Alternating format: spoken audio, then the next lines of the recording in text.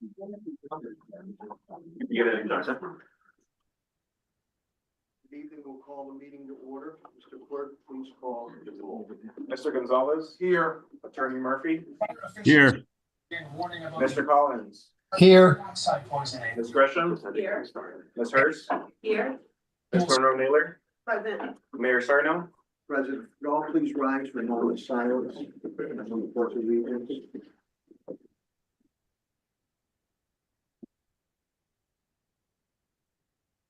I pledge allegiance to the flag of the United States of America and to the republic for which it stands, one nation, under God, indivisible, with liberty and justice for all. Thank you very much. First, we'd like to, on behalf of myself and the school committee and Superintendent Dr. Jerome, we'd like to express our extreme gratitude. The principal, George Johnson, and his crew, and the culinary talent that you have here. We deeply appreciate that, and we'd love to give them a big round of applause.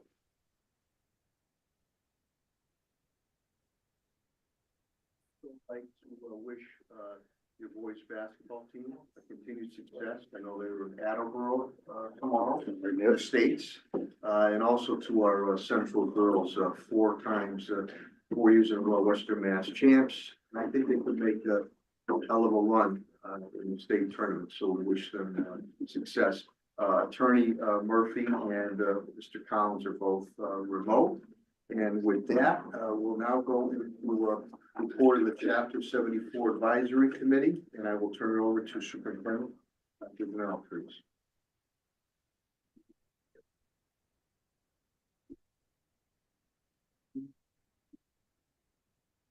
Okay.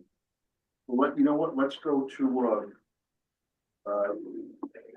well, George, you're gonna do the report?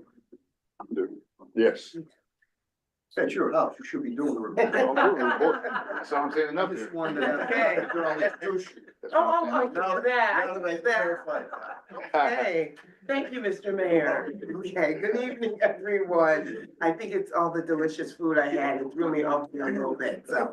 But thank you so much to Principal Johnson and your hospitality, as well as your amazing team. I had the opportunity to share my meal with members of your staff, and I enjoyed the conversation, and we had a lot of laughs. So you have a great team here. Congratulations for assembling a strong group of individuals who are committed to the success of our students through Chapter 74. Without further ado, sir, I would like for you to go right ahead and share the report. All right, thank you. Thank you, Mr. Chairman. All right. First of all, I'd like to welcome Mayor Sarno, Superintendent Denal, Springfield School Committee members, cabinet members, and central office staff. So this evening's agenda, give myself an introduction and a Putnam performance review. Then a Putnam vocational update with Mr. Tom Demani, the vocational director. And Mr. William Struthers, our vocational supervisor, follow Mr. Lamondia. Then Mr. Santos will follow with the co-op coordinator. Then we turn over to Mr. Lean, who has now Chapter 74 programs at Side Techs. And that's the program, the Side Tech vocational update, is Shelby Zayas, who's the vocational director.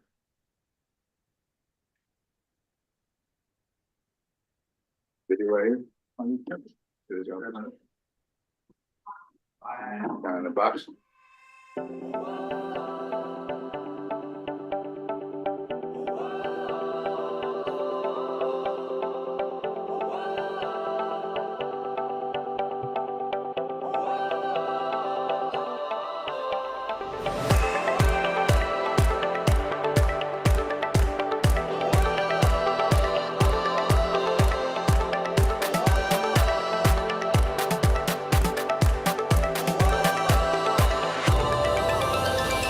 Well, when I first started here at Putnam, it made me realize how different academic school was from trade schools. I feel like my shop really prepared me for my future work environment and bettered my work ethics for not only me, but for my peers. Honestly, it influenced my growth as a person. The values that I learned in there, I carry with myself today. Experience in this shop has honestly been amazing. It's helped me reach goals that I didn't even know I had until I came into the shop. It's great to be in here and to see like how things have changed for me over the past 4 years. From 9th grade to 12th grade, I've grown significantly. I've learned how to use critical thinking skills and think on my feet. Whenever there's a problem, we would always use procedures, but sometimes those procedures don't work. And so we have to use other tools and equipment. The overall experience in my shop has been a really positive experience, a lot of learning experience, a lot of teaching, working with peers, learning how to work individually as well as with others, and also just learning this trade.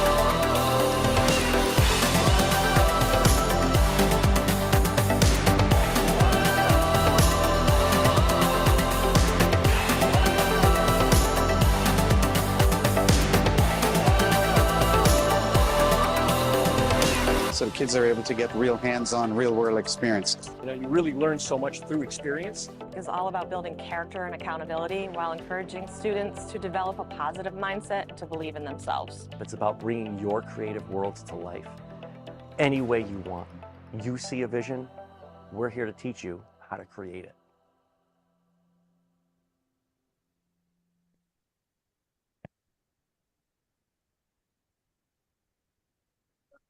Right. Anytime I walk into school, morning, noon, or night, I tell the public out there, the first time around, this place is always immaculate, which is a testament to you, the facilities, teacher staff, and the students here, not even a mark on the wall. So congratulations on that.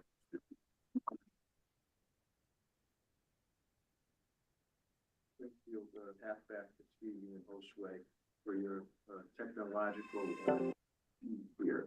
I don't have that in my answer sketch. Principal, back to you. Thank you. So here at Putnam, our mission statement is provide a world-class academic and technical education that equips all students with the skills, knowledge, and character needed for post-secondary success in the global marketplace. Putnam graduates will be prepared to think critically, collaborate, solve problems, and pursue learning throughout life in a chosen career path. So with the help of my CSO this year, Ms. Collins, we've been focused, that priority focus here at Putnam. Number one is purposeful teaching. A lesson design. Lesson objectives are clear and aligned to grade level standards and provide scaffold for students. Students know what they're doing in the day's lesson. Appropriate scaffolding means to gradually increase the complexity of tasks and provide support so students can perform independently. And student discourse and student engagement. So discourse, student to student versus teacher to student. Priority focus number two is culturally responsive instruction. Teacher communicates high standards for student work, effort, and behavior, and shows belief in students' ability to meet the expectations through effort, models positive mindsets, and care and respect for students. And classroom environment. Classroom visuals and materials reflect the students' cultures and affirm students' positive ethnic, gender, and cultural identities. Classroom environment intentionally supports learning and leverages through student strengths, experiences. All right, we're taking some look at Putnam's 23-24 performance highlights. So our Putnam's accountability report, because Putnam has performed well over the past 8-9 years, we made moderate progress. And that's why this year our two priority focuses are gonna get us over from good to great. Because eventually we need to get over that hump. Because we've been at a plateau for the last 3 or 4 years. We've always done well and you do a lot better. So that's this year we focus a lot more on these two priority focuses. So our 4-year graduation cohort rate, this year's hasn't come out yet, but for the last 3 years, you can see, I mean, you can see it on the screen, but we've been consistently in the high 90s, 96.8. The last year, 93, 94 was 97.5. So waiting on this 24. Well, it should be close to the same. Because every year we make sure that our kids cross the finish line here at Putnam. That's our aim.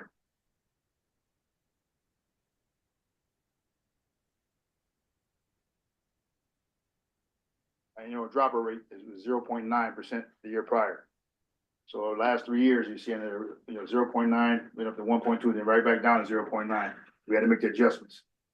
So we look at this, everything I put is about data. We look at the data and figure out where we fall short. We figure it out, come as a team, and we move forward with a new resolution to get everything taken care of. So, our post-secondary enrollment, as you see here, about 70% of Putnam students going to a 4-year or 2-year college. So compared to our district, compared to the state of Massachusetts. So Putnam is right in the thick of things. Again, our aim was just to be one of the best in Western Mass. Our aim to be one of the best in the state and one of the best in the country. Our chronic absenteeism, as you see here, we see all our targets on our to the MCAS. I mean, sorry, to the accountability report. We met all our targets for our ethnic groups, all students, special ed, MLLs. We made everybody see the target for the chronic absence. You know, as you guys know, chronic absence is a big problem throughout the state. But here at Putnam, like I said, we try to make sure that you get here to school on time. You have Saturday school, you come to school during boot camps to make up your attendance. So we have a different alternatives for you to get here, take care of business. Student enrollment's been steady over the last 4 or 5 years, about 1370, 1380 students every year. And And our attendance is about 93% per year. and you have a waiting list, am I correct? Yes, we do. About 100 kids on our wait list between 9th and 10th grade. But our attendance every year is around 93%. And post-grad graduates is a big part of Springfield, what we've been doing lately. And this is survey results from our parents give us about 9 out of 10 as far as what we do here at school, or our satisfaction of what we've done here at Putnam. And you know, and some of the results are very, very favorable to the school compared to the district for students, educators, and family. So, and because of Putnam's success, we have, I can't mention the name of the group that gave us a bunch of money, but they're from the eastern part of the state. And they usually don't deal with people in the western part of the state, but because we've done so well, and we're featuring a book by Pioneer Institute, the turnaround and become a national model, vocational model. They reached out to us. We thought it was a joke. I know, I mean, Pat, you're part of it. We thought it was a joke. Who are these people reaching out to us? And we finally met with them, and they gave us a bunch of money twice, so over $825,000 to help get equipment for our students here at our school. So that's great. We use it for additional equipment in carpentry, construction, electric, information technology, robotics, including 2 new 12-passenger vans and transport carpentry students at job sites. So. Thanks to the ESSER funds. We have a brand new football field, which looks fantastic. That was years in the making. That took a long time, but it's here now, and our kids love it. They can't wait to get on it, and they've asked for like harder puck games, all kinds of things. Everybody wants to get on there. So once it's dedicated, we can get out there. Be a great field for our school. A sense of pride in our school too, as well. Some years back, not too long, we didn't have 1 turf field in the city. Now we have 3. It's nice. Go good. So at this point, I'm gonna turn over to Mr. Tom Lamondier, my vocational director. Thank you. Good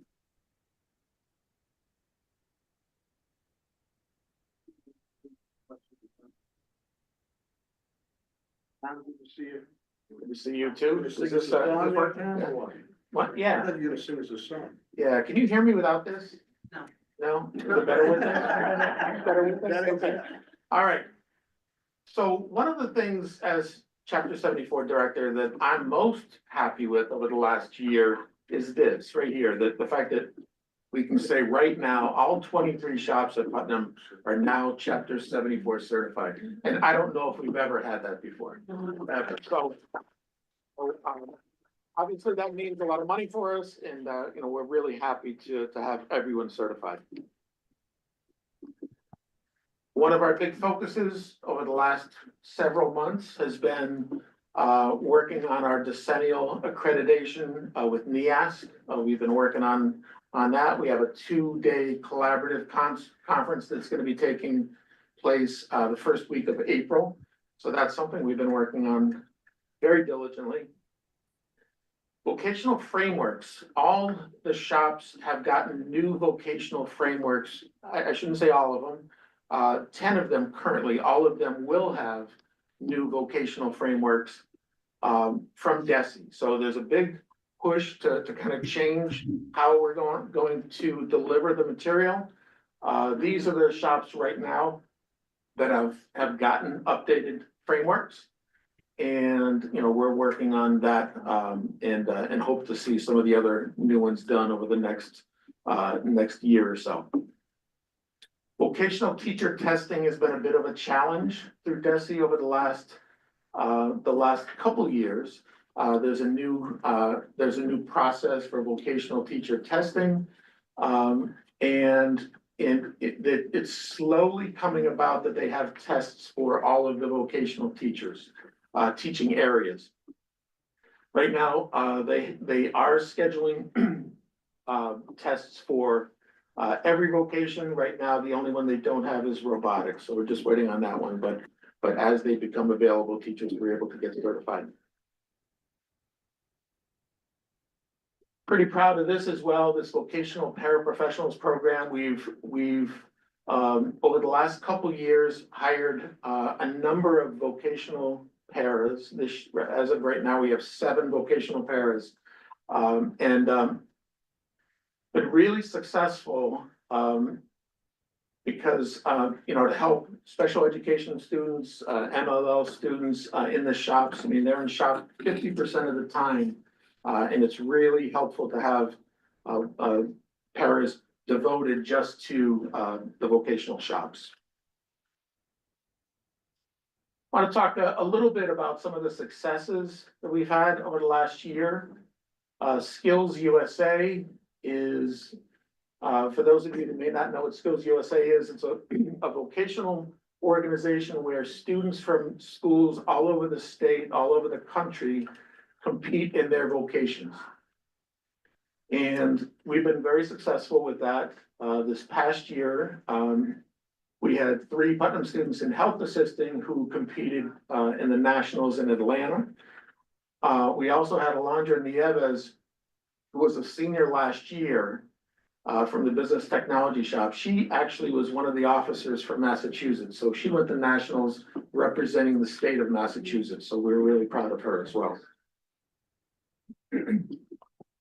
Couple things recently with students.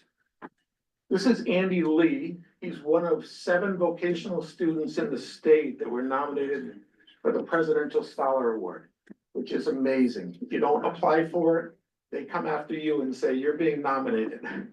So Andy, some of his numbers here, you can see 4.53 GPA.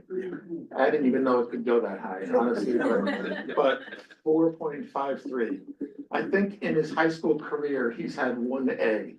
Everything else has been an A+, which is pretty amazing. A perfect score in SAT English, a perfect score of 800, and in math and in English, he had a 790 score. So just an amazing performance. And he'll be honored at the Mass Association of Vocational Administrators in April. And he couldn't make it tonight. Tom, what's his, what is he specializing in as far as? He's in robotics, in the robotics part, Okay. so yeah. Andy's a bit shy, so he couldn't make it here tonight. So, every year we nominate a vocational, actually not nominate, we name a vocational student of the year. They're honored at this outstanding vocational technical student award ceremony in Worcester, Constitution Hall, really big event. Every vocational school in the state chooses a person who gets honored by the, by, oh, did you have a question? No, is he here tonight? Was he here tonight? He is here, so he is. So just wanted to mention a little bit about Gage.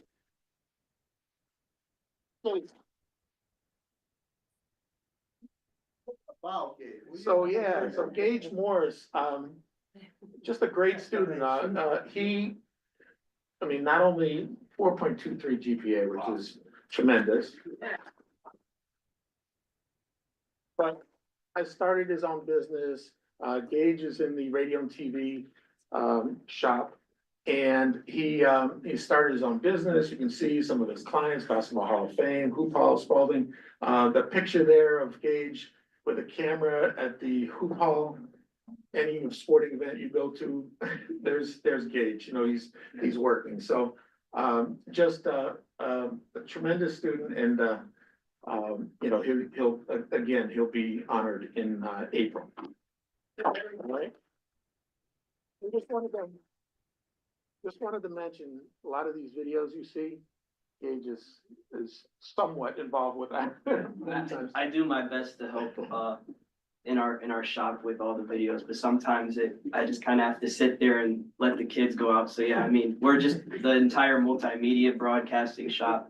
I'm so proud of all the kids in there. Sometimes they feel like little siblings to me, but I mean, I'm so proud of everything they can all do. The 11th graders, the 12th graders.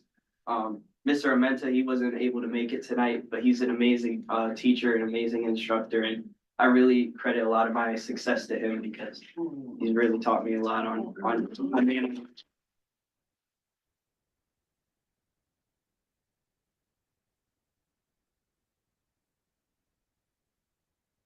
So currently, for vocational shops, we have 23 shops. I'm not sure that, I'm not aware of anyone in the state of Massachusetts that has the amount of shops that we have. So you can see what we have is a lot of choices for our kids, you know, for our ninth graders coming in. They have a ton of opportunity. Hopefully, you know, they're all gonna find something that they really like and something that they're good at. But these are the shops that we have available. All right, I'm gonna turn it over to our co-op coordinator, Mr. Santos. Thank you. Thank you, Mr. Ramondi. Appreciate that. My name is Victor Santos, and on behalf of our CT team, I just want to go over some highlights for our students and also our business partners here at Putnam. This year, so far, we have about 102 students that are on paid placements, and these are called the co-op, cooperative education. And then for internships, we have 29 students. Some of those are, a short number of those are actually paid. And then the larger number for the internships are not paid. 131 students total at this point, and then we're still in the progression of the school year.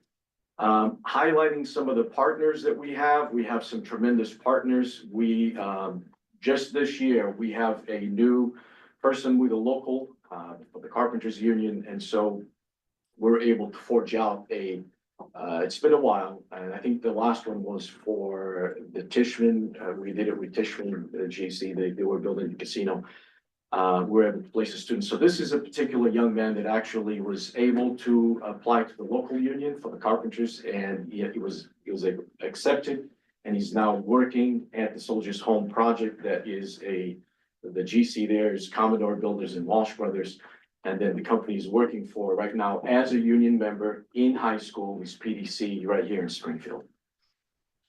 In addition to that, our local 999 is in collaboration with the New England Laborers Training Academy.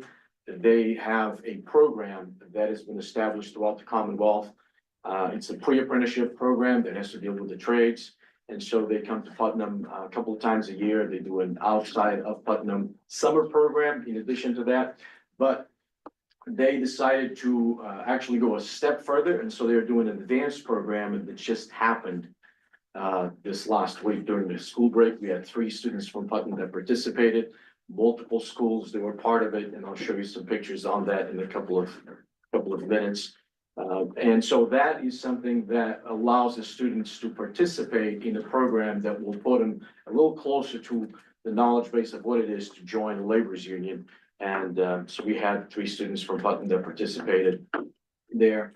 And along with that, the New England Laborers Training Academy is also, during their training with the junior class, they were able to pick 2 students and actually pay for their driver's licenses. And this is the actual, right here is the pre-apprenticeship program, multiple schools from the Commonwealth that participated. In there, you'll see pipeline, this is water. And they also do oxy fuel cutting They do some demolition, some construction of cement structures, and this is actually a 4-day. On the 5-day, they do flagging. That would be what is used in the traffic process of a construction project if it ends up going through the middle of a road. And so the students participated in that.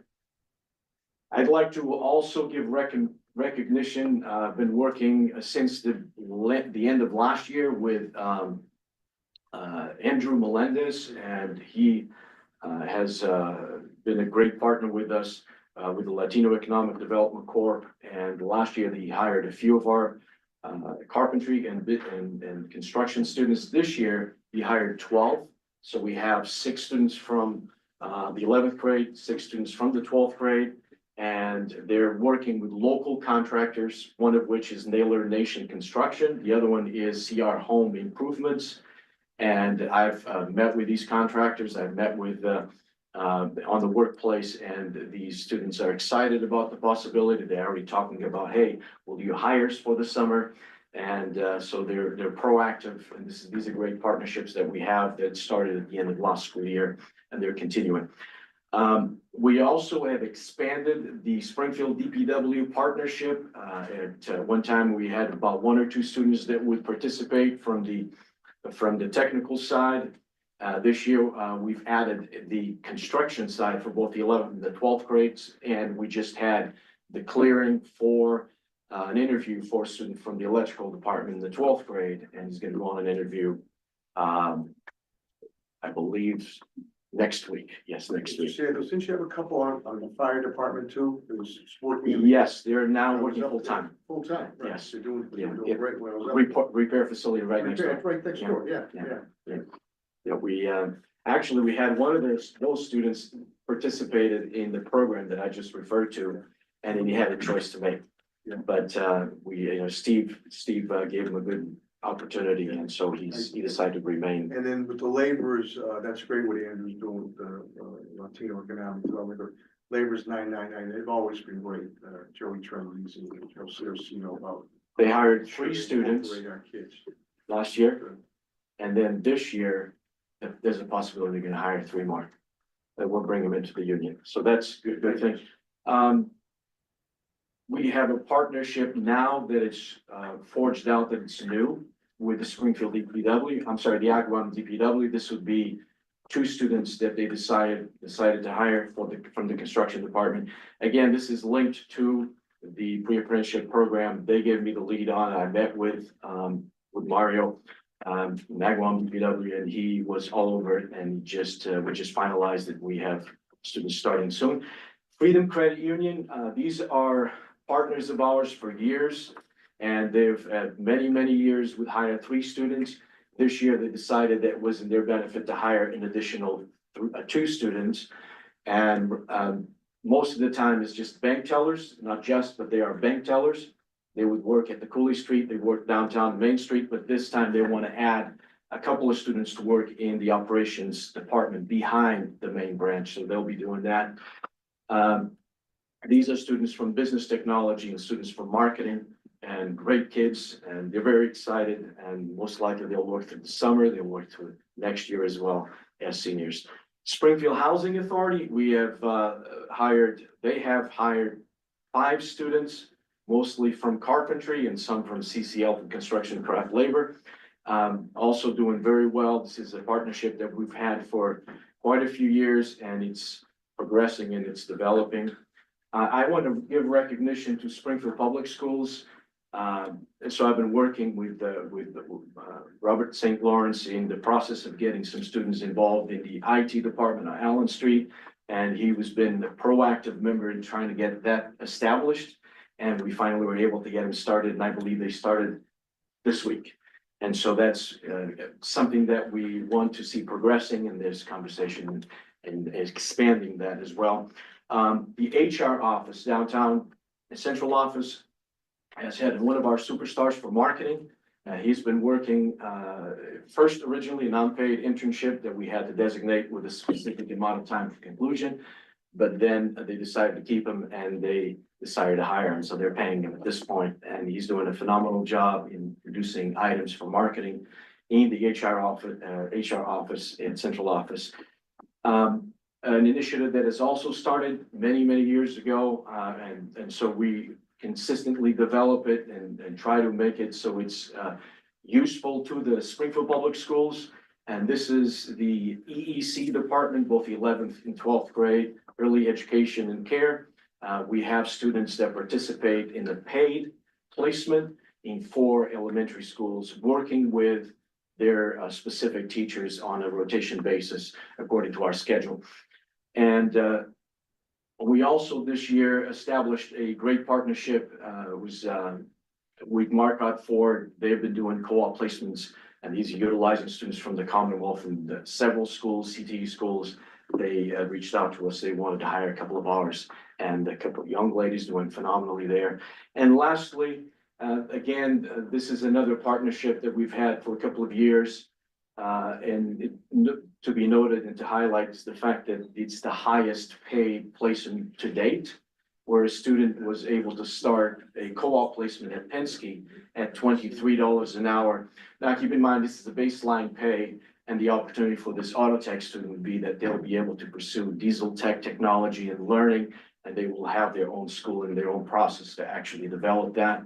And so I just wanted to highlight that. We have a great group of students. We have great CTE staff that supports our students. And I don't have anything else. So I'm going to introduce Mr. Estrada. He's going to move on to the next slide. Yep.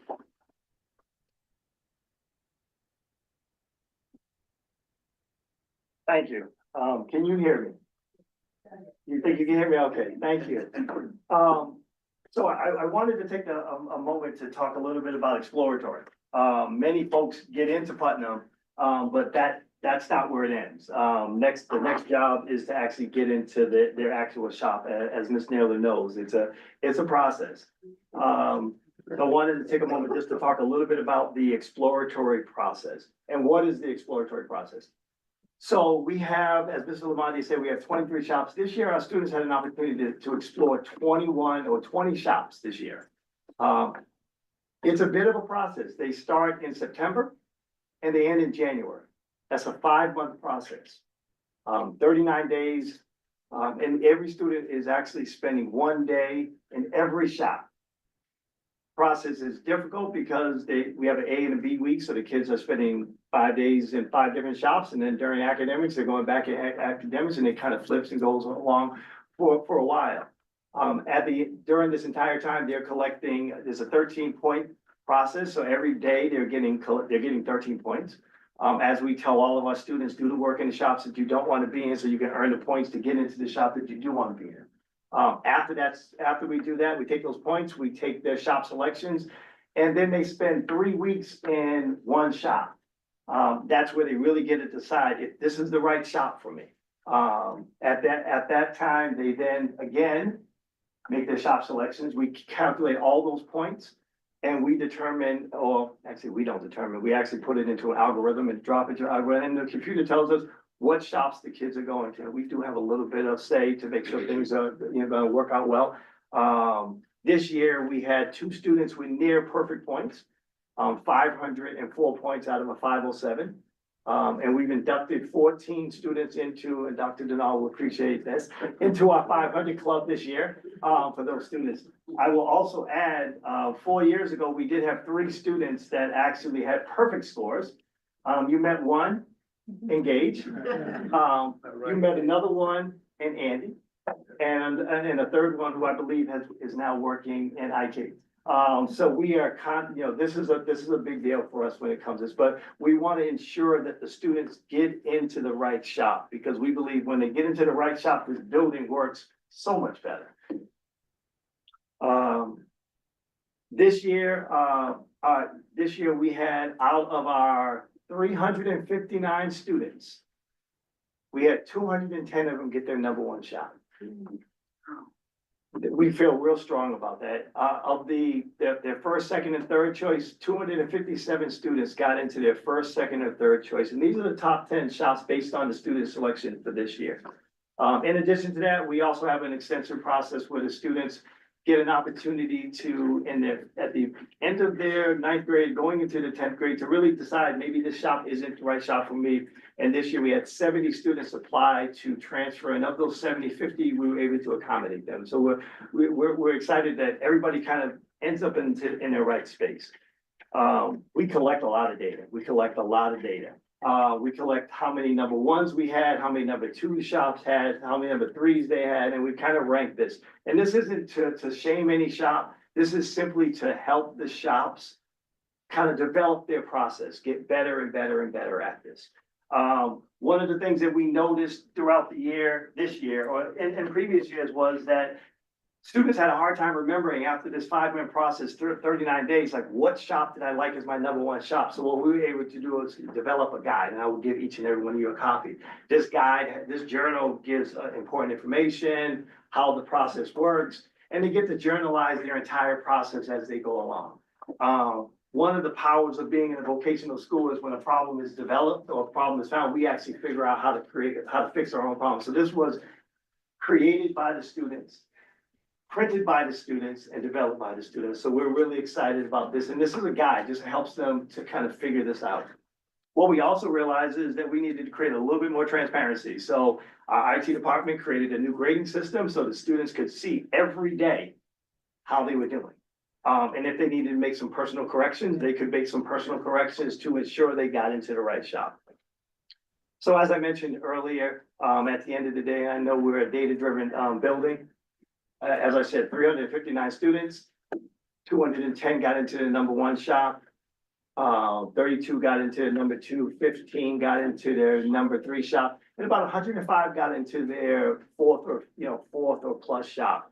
And like we tell all our students, even though you might not have gotten into your number one, number two, or number three shop, please understand you're still in the number one high school, the number one vocational school. So we promise that you're gonna get a number one vocational experience.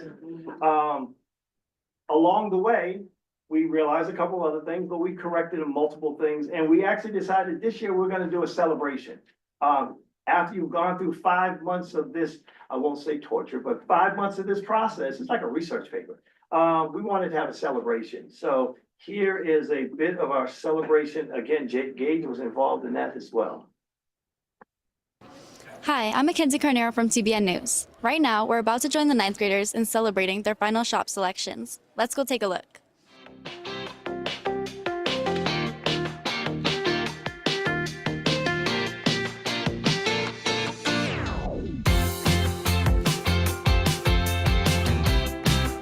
Exploratory just ended. Were you excited to see which shop you were put into? Oh, yes, for sure. I was really excited. You know, I really thought I wasn't going to get my shot, but at the end of the day, I actually got it, so I'm really happy. I was excited to find out, but I just had like so many shops that I wanted to do. It was really hard to pick just one. What are you looking forward to here at Putnam in your shop? I hope to learn a lot about saving money and to be able to be my own entrepreneur.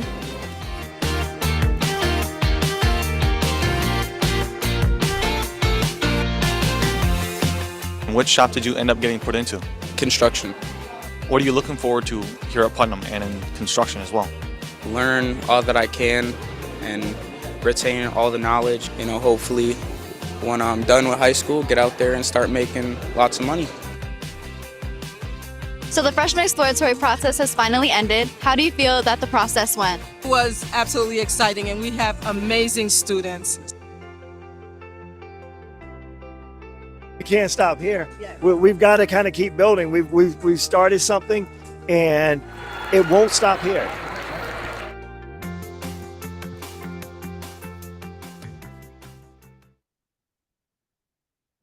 Hi, I'm Mackenzie Carnero. And finally, we end up, during the year, at the beginning of the year, we actually do a road show. So we actually go out to all the schools this year. We're able to go out to 13 schools, middle schools, and really talk about that process, kind of prepare them for what is to come next year. We will absolutely make sure we bring the brochure with them so they can actually have that. And we're constantly adding and growing and just making this process more, making sure they understand this process. So with that, before I actually turn it over to SciTech, I want to take a moment of personal privilege. I want to thank Mr. Johnson. for really just kind of seeing in me the ability to do this job, and to come out of IT and now be the vocational supervisor. So I thank you for that. I want to thank Mr. Lamondia as the former vocational supervisor, basically giving me all his tools and saying, you know, without any thoughts, here's everything I had, so I could be as successful. And I must say, I must say this, doing the ninth grade exploratory is impossible to do unless you have a ninth grade VP that actually has done it before. And Ms. Tension, who is here tonight, who is coming back after a number of years of being, doing other grades, has come back as the ninth grade, and her team has kind of brought me in and said, hey, let's do this together. And all of this stuff that we're looking at, a lot of the programs, a lot of the things that we've done are really because of this team supporting with this team to really make this process work. So I want to thank them all. Thank you.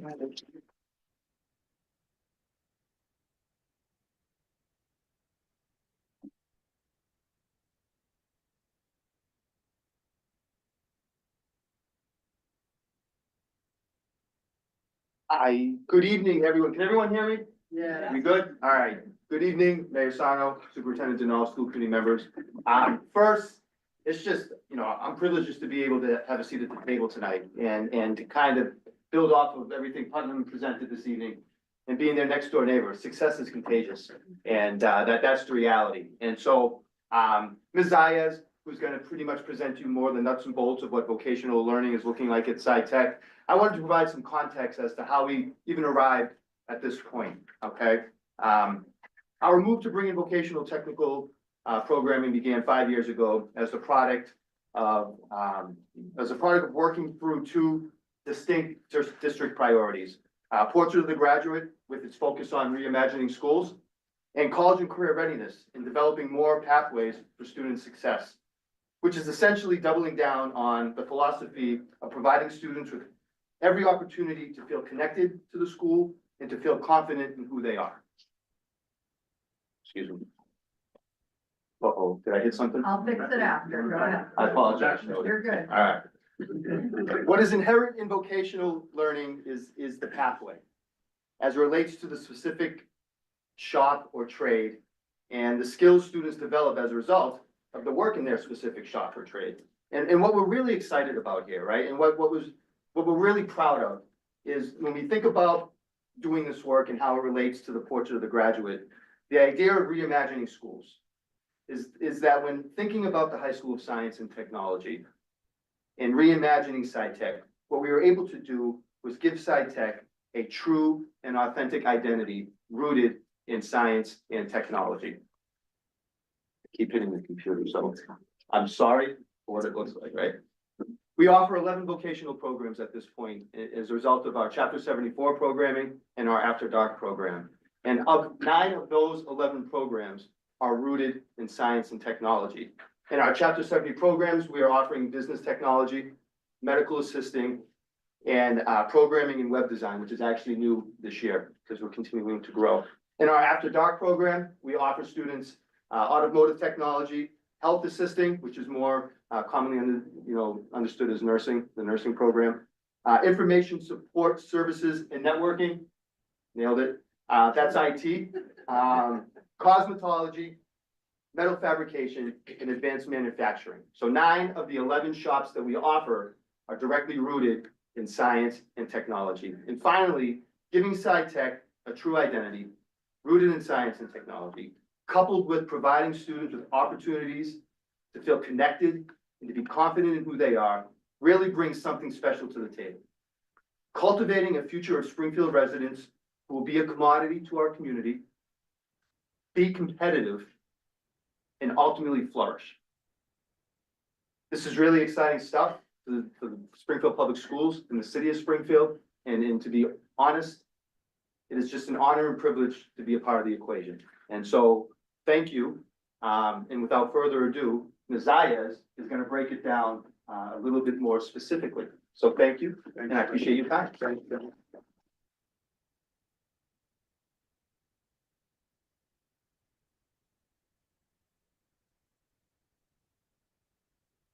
So I already know you can all hear me, so I don't need to ask.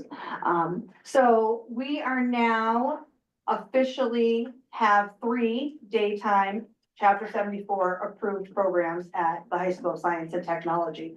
All of our after dark programs were already approved. They're not exactly fitting on the screen, so I apologize, but I'll go. So going into this year, we already had automotive, health assisting, information support services and networking, metal fabrication. I'm trying to think. Did I label them all? No, I'm missing one.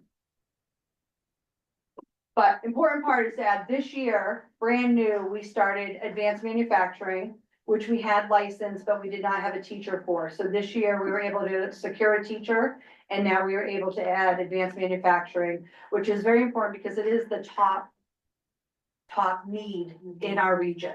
So it's in our regional blueprint that we are able to provide this. And then we also were offering cosmetology, which we were able to license last year and be able to start this year, which was something that our SciTech students were greatly interested in. And that obviously we cannot duplicate all of our shop programs during the day at SciTech building wise. So we want to offer as many as we can at after dark that the students are not able to do. Our approved day programs this year are business technology, early education care, and medical assisting. So those are 3 programs that we're now getting Chapter 74 funding for. Medical assisting is new to our district, so that is one of the programs that isn't a duplicate from Putnam. And then this year we also started we'll be in the licensing process for hospitality management and programming and web development, which is also a program that is new to our district. So for After Dark, this program is now in its 5th year, and it's only offered to our 11th and 12th grade students. They participate in a 2-year program, and when they finish, they do have the same credentials as the students that take the 4-year program at Putnam, because they do have to finish the 900 required hours for Chapter 74. Our students take classes a little differently during the day. Since we are comprehensive high school, we don't have a on-off A-B week. So our students in After Dark, because they stay late, they get to take some blocks off during the day. And so we offer them a couple options. They can either come into the school and they'll have what we would call like a study hall type time so that they can catch up on other work, or we actually provide buses for them to come in later in the day. So they don't have to be at school as early in the morning and stay as late. So, and the hours do run until either start programs 2:30 for our students that are in cosmetology, or 3 o'clock for our other students. And the reason is that cosmetology is an 1,000-hour program, so they actually have to go longer. So they start right away. They leave SciTech, walk right over here and start their program. They all end at 5:41 every day, and we provide busing for them to go home as well. So it's never an issue with our students whether they have transportation. So that's something we've always been able to take care of. So again, this is what I said, we have the 900-hour programs and then 1,000 hours for cosmetology, and then they earn their certifications. This is some of our students in action this year. We've been very proud of all of the work that they do. Cosmetology's actually gone out and they just did a program down at MGM where they were actually helping the models with their hair and makeup. So they were out in the community and they really enjoyed that. We do have co-op for our students. They don't do internships for After Dark because it's only a 2-year program. So they go straight to co-op the second year, the second half of senior year. So the way we do recruiting, just so everyone understands for After Dark, is we have done, this is our 3rd year that we've actually done our own like internal road show where we have a big assembly for all of our 10th grade students. The teachers from Putnam, everybody cooperates, they bring over all their equipment and we set up booths, and the students are able to go and talk to all the teachers, see the materials, try things out, and that way they get a taste of what it is. Obviously we have pamphlets and everything for them, but seeing it is so much better. And then we bring them over and we give them tours of the building and they get to see the Putnam students in action so they know what they'd be doing if they were coming for after dark. This year, we did the process early because we would like to be able to start. One thing that we have found is because the students come at night, it makes it so they can't do night school. So we really have to make sure that their grades and they're on track for graduation. So the earlier that we do the recruiting process, the earlier that we know which students will be in the program their junior year and whether they're going to need more support during sophomore year to get them ready. As we go every year, we learn more things and we get better prepared. So these are some more of our shops, and for instance, so when we do our roadshow, we have our students currently come up and talk to all of our students themselves so that they can hear their authentic, explanation of what the shop is like and what it does for them. Right now, our community partners for After Dark, we've been working with the Springfield Police Department, Springfield Public Works, the Springfield Fire Department, Atrium, Life Care Center of Wilbraham, East Long Meadow Skilled Nursing, and Mako. Our students that are in our health assisting program for CNA, they do their clinical hours at the Life Care Center of Wilbraham, so they have been our partner. We also have the opportunity to go to East Long Meadow. Putnam uses both as well. And so they have to do 21 hours of clinical hour before they can go and sit for their exam. These are more of our students. The day program. So our day program runs obviously very differently than Putnam because of our hours. So again, we have our freshmen have exploratory. So our exploratory looks a little different. They get to, because we have 5 programs, they actually spend 14 days in each of the programs to test them out. So they go to all 5 for 14 days and see if they like them. After that, they get to spend another 10 days in an additional 2 programs. So they can narrow down which are their favorites and whether it's really what they like to do or not. We have the same scoring system, so we score them every day during exploratory as well. And then their scores are ranked. And then again, the higher they score, the better their chances of getting their first place choice. So all of our programs are 4-year, 900+ hour Chapter 74 programs. The 3 that we have been running for the last 3 years are now finally officially approved.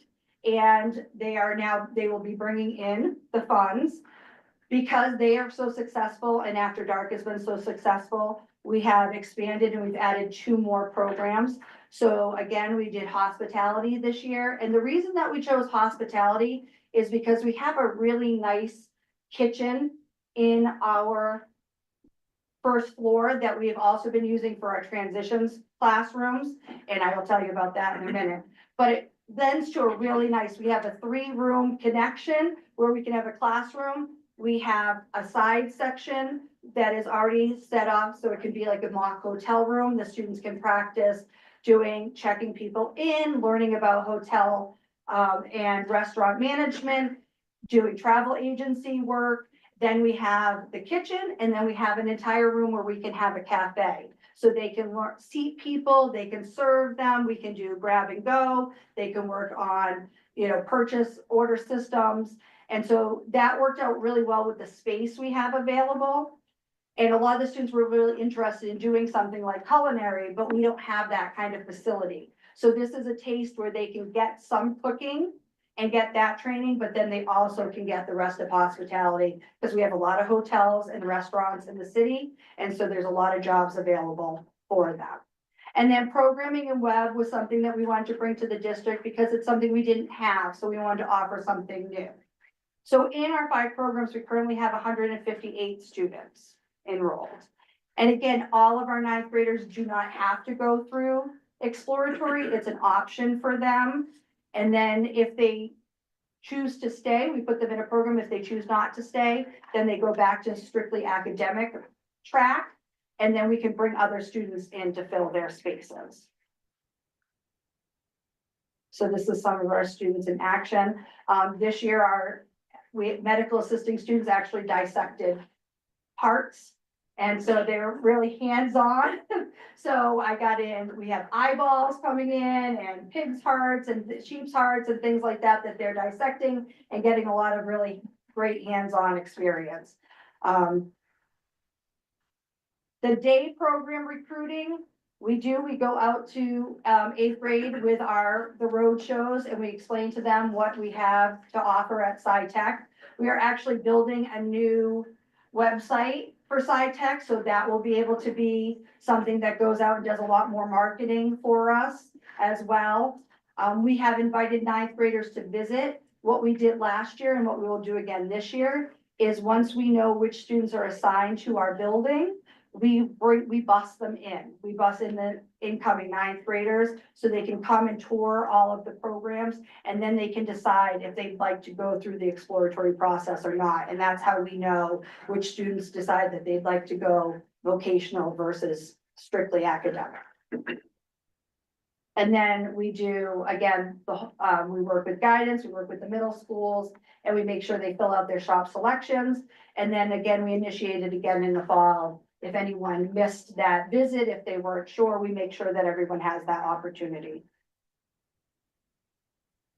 This year, we've been able to go on a lot of field trips. We took our entire 10th and 11th grade vocational students to Springfield College, and we did the low ropes course, and that was fabulous. They had a great time. It was a really good bonding experience for all of them, and they had to learn about teamwork. And that was one thing they didn't understand, like being on a job is a lot about working with people, getting along with people, sharing ideas, listening to other people, and then having to work out strategies for things. So that was really helpful for them. So our community partners, we've actually been able to partner with quite a few people already for our day programs.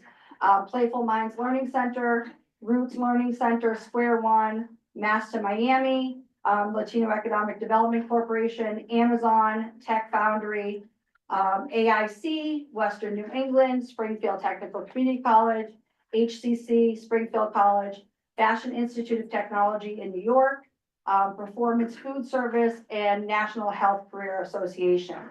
One of the best things that we did this year was we were able to offer, and this wasn't done before, this is the first time that Winnick did this, but they actually opened up internships for 2 of our students at their law library.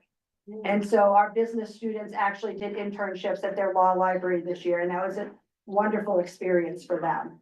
And then now that we're halfway through the 11th grade year, we actually have sent out all of our students in business tech on internships through the Latino Economic Development Corporation, working with Gilberto from Mass to Miami. So, and then our 11th grade early education and care students are all out currently getting their infant toddler license hours at Roots Learning Center in East Longmeadow.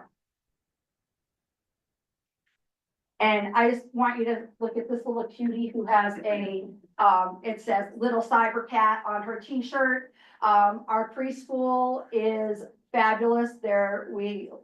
It's great to have the students have a hands-on experience right here at school, just like we have here at Putnam. So that's been fabulous. And they come to our assemblies and pep rallies and things. They love to get involved. So you see them around the school. It's really fun and nice and re-energizing people. A lot of times when people have a down day, seeing the little kids in action kind of just gives them a little pep. So it's a nice thing to do. This is one of the things I'm most proud of this year.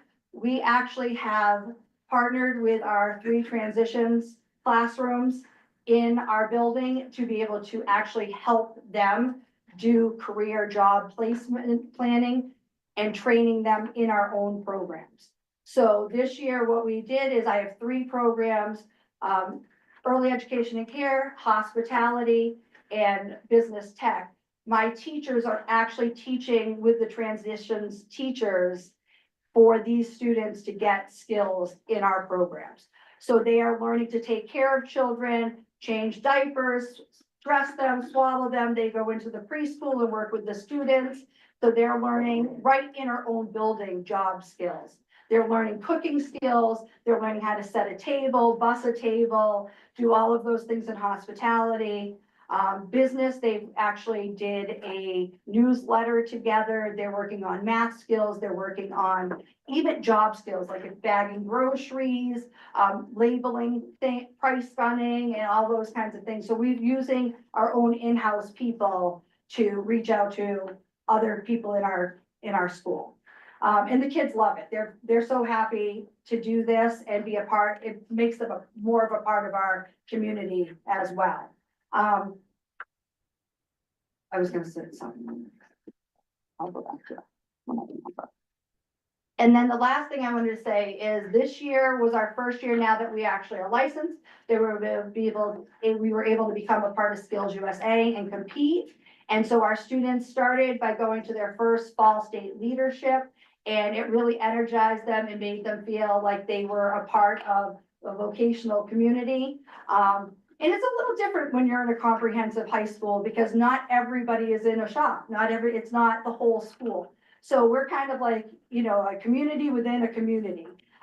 So this was nice. They got everyone there was part of a community that they're involved in, and they got to ask questions about what other schools are like and meet other students. And were able to mingle and mesh with the students from Putnam. We shared buses so we could save on costs, which is always a nice thing. And that way they get to meet each other more and they get to realize they have more things in common. So the Transitions Academy really has been a blessing. And the thing about the hospitality, that's what I wanted to say. Hospitality, that is going to be our biggest thing working with our transition students. And we have actually set up more in our hospitality department so that we can utilize it for transitions classrooms. So we have a mock hotel room with a bed. And the reason is because the students in transitions, one of their things they need to learn is how to make the bed.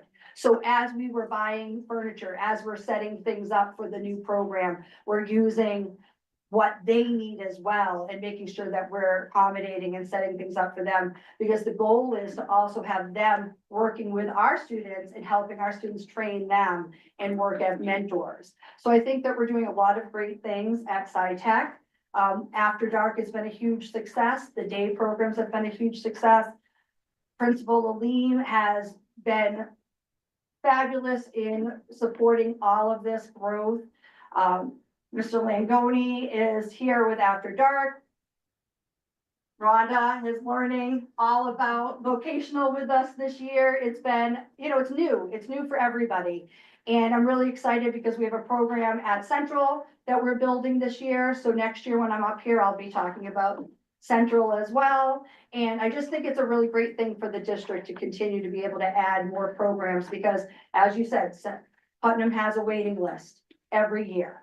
So if you can't get into Putnam, and if you can't have a vocational program here, we need more options for students so that they can take them elsewhere. And I would really appreciate that the district has supported all of this growth, and we hope that we can continue.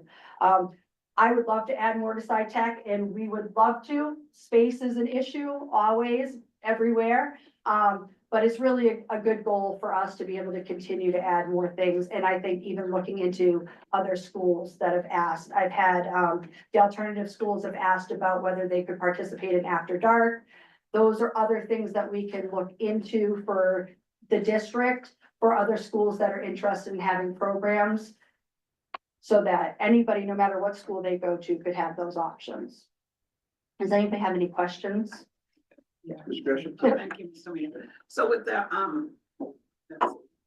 ECC early education and care, so where do they go for training? Is it in the building or? So at SciTech, it's both. Well, it's at Putnam, it's both as well.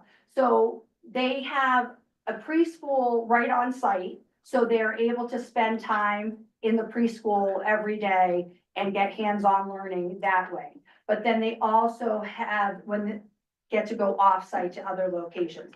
And for the schools right now, because the schedule is different, unlike Putnam, we don't have all day, every other day. Ninth grade, we have a 90-minute block that our students take vocational. 10th grade, we have a 90-minute block where the students take vocational. Junior, senior year, they have 2 blocks, so they have 3 hours a day. So it's a little different for our students to be able to get out, because by the time we bus them somewhere and bring them back, we have just that 3-hour window.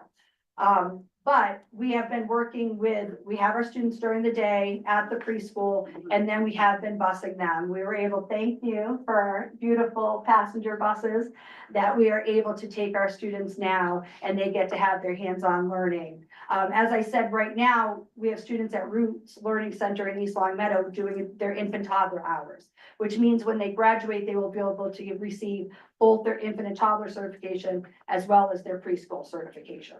And infant and toddler is so needed. It is very needed, and it's not something we can offer here in our schools. I mean, we have universal pre-K, which is amazing, but we don't have an infant toddler. There's no structure for that. So we have to go to the private sector for that. But it is another way our students make great connections with the community, because those private sectors are hiring, and they need our students as well. Thank you. So you're welcome. Any other questions? Mr. Chairman. Thank you. Thank you so much, Ms. Size, for this presentation. Just hearing a couple of the points that you made, you have 158 students enrolled in the After Dark program. No, in our day program. In the day program. Right. How many in total, though? Part of this, the rough estimate, you don't have to give me a specific number. No, so between all of our 11 programs that we have for SciTech, The After between Dark. After Dark and Day program, it is about 225.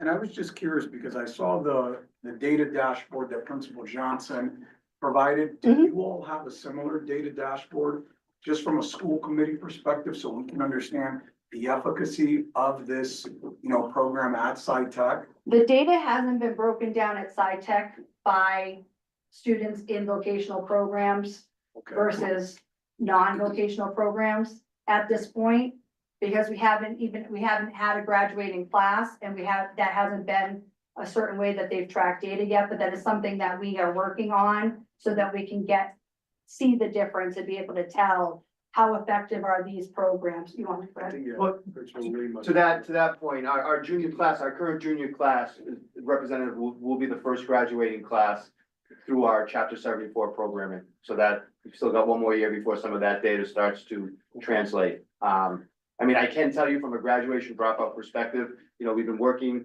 on these initiatives over the last 5 years. And in that time, we've seen our graduation rate go from 59% to 93.7%, and our dropout rate go from around 10% to under 2%. So, again, like I said earlier, when I first met you, like I said earlier, I've been Georgia's neighbor for some time now, and like anything else, success is contagious. To use a sports reference real quick, the Patriots started winning Super Bowls. Next thing you know, the Red Sox are winning world championships, followed by the Celtics and Bruins. And so, we're learning, this is a collaborative, this is a very rich district where there is a lot of perspective, experience, and skills. And similar to what the superintendent's been saying is we're learning from the people who have the experience and can guide and coach accordingly. And obviously George as a mentor and as a colleague, it's just something that I think we provide we provide more opportunities for our students, and kind of having that comprehensive model similar to like Chicopee Comp, but better. Yeah, sure. So just to understand, thank you so much for that, Principal. I mean, Ms. Size, you had said that this has been going on for 5 years, right? From After Dark, yes. After Dark started 5 years ago. The day program started 3 years ago when I came on. So you would have data, you would have a graduating class from the After I do Dark. have follow-up data as far as where our students are that have left After Dark. We do have data as far as we can tell you if they've gone off to college, if they've gone into the same work field. We can get that data for you. I would just be curious on the attendance rate and the graduation rate of this subset. And And then if you could get that over to Mr. Vargas, I think that would be Yeah. great, in addition to the slides presented tonight. Okay. Just to look at that from a comparison perspective, really to understand the efficacy of all of our vocational programs in the city. But I appreciate it. Thank you for all your efforts. Of course. And I just want to say, Mr. Chairman, if I can, for a minute, I just want to acknowledge everyone who's doing all the hard work in vocation in our city and just say thank you. I know there's a lot of the practitioners that aren't here this evening, but a lot of the leaders are here. So thank you to all of you, and we deserve to give all of you a round of applause. Thank you so much. Thank you. Any other questions, Michelle? Right, yes. Good evening, everyone. Thank you, Mr. Mayor. I totally echo your sentiments, Mr. Gonzalez, and you touched on something, Mrs. Ayers, in particular about the importance of us expanding Chapter 74 into other schools, because we know that not everyone can get into Putnam.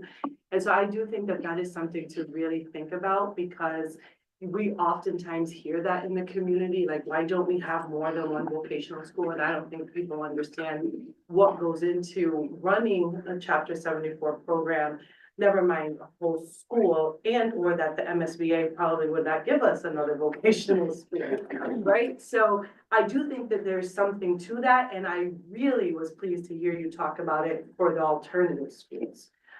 Because there is an admission criteria. We oftentimes forget that those students that are in the alternative school might not have access. And so I think that as we're talking about access and really making sure that every student in this district has an opportunity to thrive and to leave our district with the potential to create a good living for themselves, we need to be able to ensure that they have access. I did have a couple of questions, just because I know that way back when, and I hear this on a statewide level a lot, that we don't always have vocational instructors or vocational teachers to teach some of these vocations. So I heard twice, I think was referenced that advanced manufacturing just got licensed, and then they said cosmetology just got licensed. So I'm interested to hear, even at Putnam, are all of our current programs being taught by someone who is licensed, who is being licensed? And, or are we still in that place where we're not finding that some of the folks that have the certification and the experience are coming to the schools to teach? A lot of the teachers, when they come in new as vocational teachers, they're coming straight from industry. So some of them are not licensed at the very beginning, the first year, and so they're put on a waiver. They do have the credentials as far as they have the experience in the workplace, because they have to have first of all, every program is different. So I will look at, if it's, for instance, but if it's health assisting, that has to be a registered nurse, has to be the teacher. If it's medical assisting, it has to be a medical assistant. So every one is different. So a registered nurse, that person has to have a bachelor's degree or a master's degree, whereas my medical assistant teacher has to have an associate's degree. So you have to know the regulations for every single program when you're looking at your teachers, because it's very specific to each program. So when we look for people, a lot of, for instance, medical assisting was difficult because a lot of the people have the experience, but because they did not need to attend college, they went to a 18-month training program to become a medical assistant. They don't all have an associate's degree. So our teachers currently are working on obtaining their associate's degree, as well as taking all of the exams that they need to become licensed. When you're a vocational teacher, you need to take the literacy exam. You also have to take a written exam in your field, and then you have to take a performance exam in your field. So that is an extra exam that those vocational teachers are taking. And once they are initially licensed, they then have to take 6 or 7 other college courses specifically about vocational in order to get professionally licensed. So it is a process, and I will be very transparent. As we all know, teachers' pay does not always equal what people are making out in the industry. It is very hard to get a electrical teacher, someone to come in out of industry that's making a lot more money in their field and come in to become a teacher. And also, and this isn't our district, this is the state's requirement, all of the requirements, they have to pay for all these exams. They have to then pay for all of these college courses. So it's a lot to ask of our teachers. We struggle a lot to find people who are willing to do that commitment, time-wise and cost-wise. It's a lot. And we discussed this a lot, like if you're a master electrician, you've already passed that exam. Jesse's asking you to take the exam all over again to show that you can be a teacher teaching it. So there's a lot of things that go in. All of our teachers are qualified and they are licensable. They just have some things they still need to finish, but we're not allowed to just hire anyone. So I have heard that Jesse is not, like, there's no reciprocity with the outside professional licensors. And I think that the other thing that I have heard, or I've heard over the course of the years, is that even if we could get folks to leave the private industry to come in, that there was the issue around WEP, right? The windfall provision. And so now that that is no longer the case, I wonder if that is sort of a tool to entice some of those folks to now think about it, right? Because Congress just passed the windfall provision, and so now they can collect their retirement and they could collect from our retirement system. And it's nice that when we can get people that still have many years to work, but are able to retire early from their other career and come back and want to share with our youth and educate them and train them. That's a win-win for all of us. I've been very fortunate. This year I was able to get one of the vocational paras for my early childhood program, and she's one of my former students here from Putnam. I trained her as an early childhood student, and now she works for us, doing exactly what we want her to be doing, showing the next generation what they can do. She's a great role model. And so we a lot of times try to bring back our own students once they've been out in industry, because they know how valuable it is to come back and teach and show everyone. I want to just go back to your first question that you had about getting older. Certification. So what was the one before certifications? I know you had I was just talking about the idea that you had lifted up the importance of the alternative schools. Yes, so I'm sorry, thank you, that's perfect. So I did want to just explain, so that just in case everyone doesn't know, the district, like, we don't get certified once for one program. If Putnam has a program and SciTech has a program, we have to be licensed by DESE individually. It's by school, it isn't by district. So for instance, when I was just speaking with the alternative schools, we would need, if they wanted to become part of After Dark, we would have to go through the licensing process for that school individually. And so that process is at least a year in the making. And the thing that I appreciate, and it's really hard for the district, and we were really lucky when we had the extra funds through EXER, is the startup costs of the programs, because we're not getting the Chapter 74 money for several years. And we have to buy everything and have the entire program set up before they'll license it. So you can't say we're going to do this. You have to already have everything purchased and in place, have all your teachers there, have all your materials. That's a lot of money, and it takes a lot of time to get the programs ready before we can do that. But I've had people from Commerce ask. I've had people from alternative schools, and that's one of the reasons we have the district position, is because Joe and I work with all of the schools other than Putnam that want to have programs and expand out. So we would be thrilled to keep going and building, but it is a huge commitment, time-wise and financially, on the district and the schools. Thank you. Quick question I had, coming from the private sector coming into the public or educational sector, and I thought Ms. Hurst was gonna allude to that. Is there some type of refresher type course? I mean, we have great kids, but you might know everything inside out. Right. But you gotta be able to relate to our kids too. Right. So that's It's a- And it's a, you know, that's all I'm saying, that the cultural sensitivity of how you reach your kid and go, when you push a little bit, when you hold back a little bit, and then the kid sees, oh, I know how to do it. So that was my only. No, it's 100%, because these teachers now, we're not trained to be teachers. So it's a lot of mentoring and coaching with them from us. But it's also when we interview them, you're looking for that person that has that kind of personality, that's giving you that spark, who's telling you, I don't know if you remember her, but Courtney Patterson was one of your students, and she is now my new medical assisting teacher, and she was born for this. It's fabulous.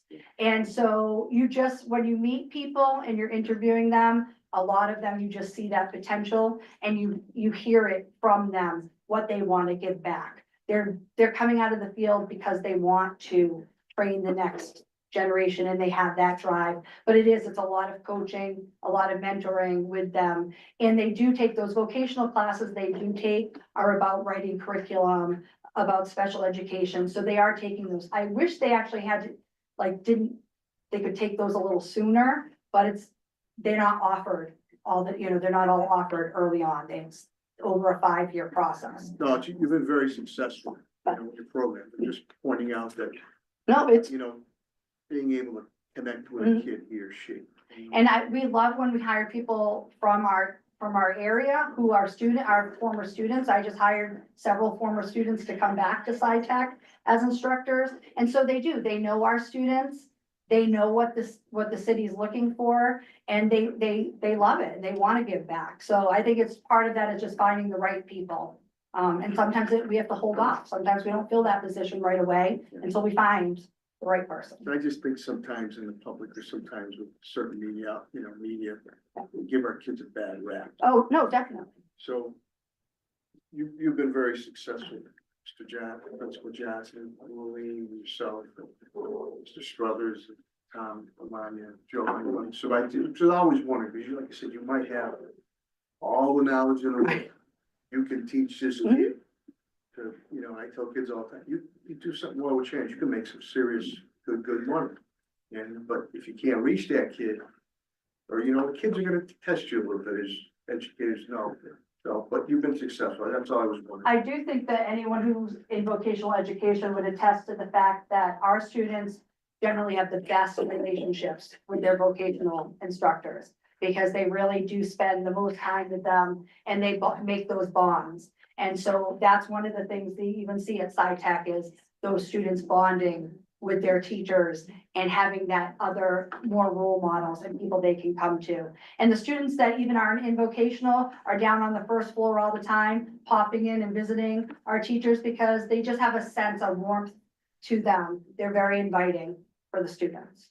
Thank you for reassuring. Thank Any you. other questions? Vice Chair Neely? So I have a few questions. A couple of them are general questions for Putnam. But as far as the wait list for students, are they referred to the After Dark program? If there's a wait list at Putnam, are they made aware that there is an After Dark program? No, they're not. I met this year with Dr. Nall, Superintendent Nall. We talked about it this year about a wait list, about putting those kids in the schools that actually have these CTE programs that would allow them to get that education. That was something that we feel passionate about getting that done, because again, you sit on wait for 2 years, you don't get in here. You're 11th grade now, and you can't come to Putnam. Right. So you're stuck. So it's about trying to get them into a school where they get the access to CTE education. So. Thank you. Can I just add to that? I think it would be really interesting, and I know it's too late because balloting is closed, but I think it would be really interesting to see what it would look like, especially for the numbers at SciTech, if when they ballot and they ballot Putnam, there's like a hyperlink that says, and you should also think about this, about SciTech, because they offer, boom, right? So like people know as they're balloting, right? Because there's, if you don't know, you don't know, right? You just know the schools to be what they are.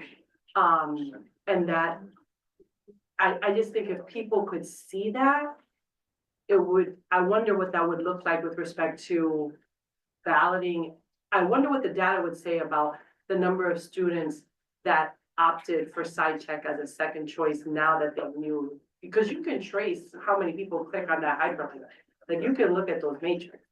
I mean, that data, and see what traffic that looks like. I agree. So what I was gonna also say is that the reason why I asked that question in love with that is that that's an opportunity for us to be able to do a better job of communicating and undergirding that process. So whether it be through our technology department or whether it be through our communications and through the roadshows that we have in general for students when they are told about balloting, that's something that we can make sure that they're aware. So I wanted to make sure of that. And then also, is there a wait list for students at SciTech who want to be in the after dark or day program?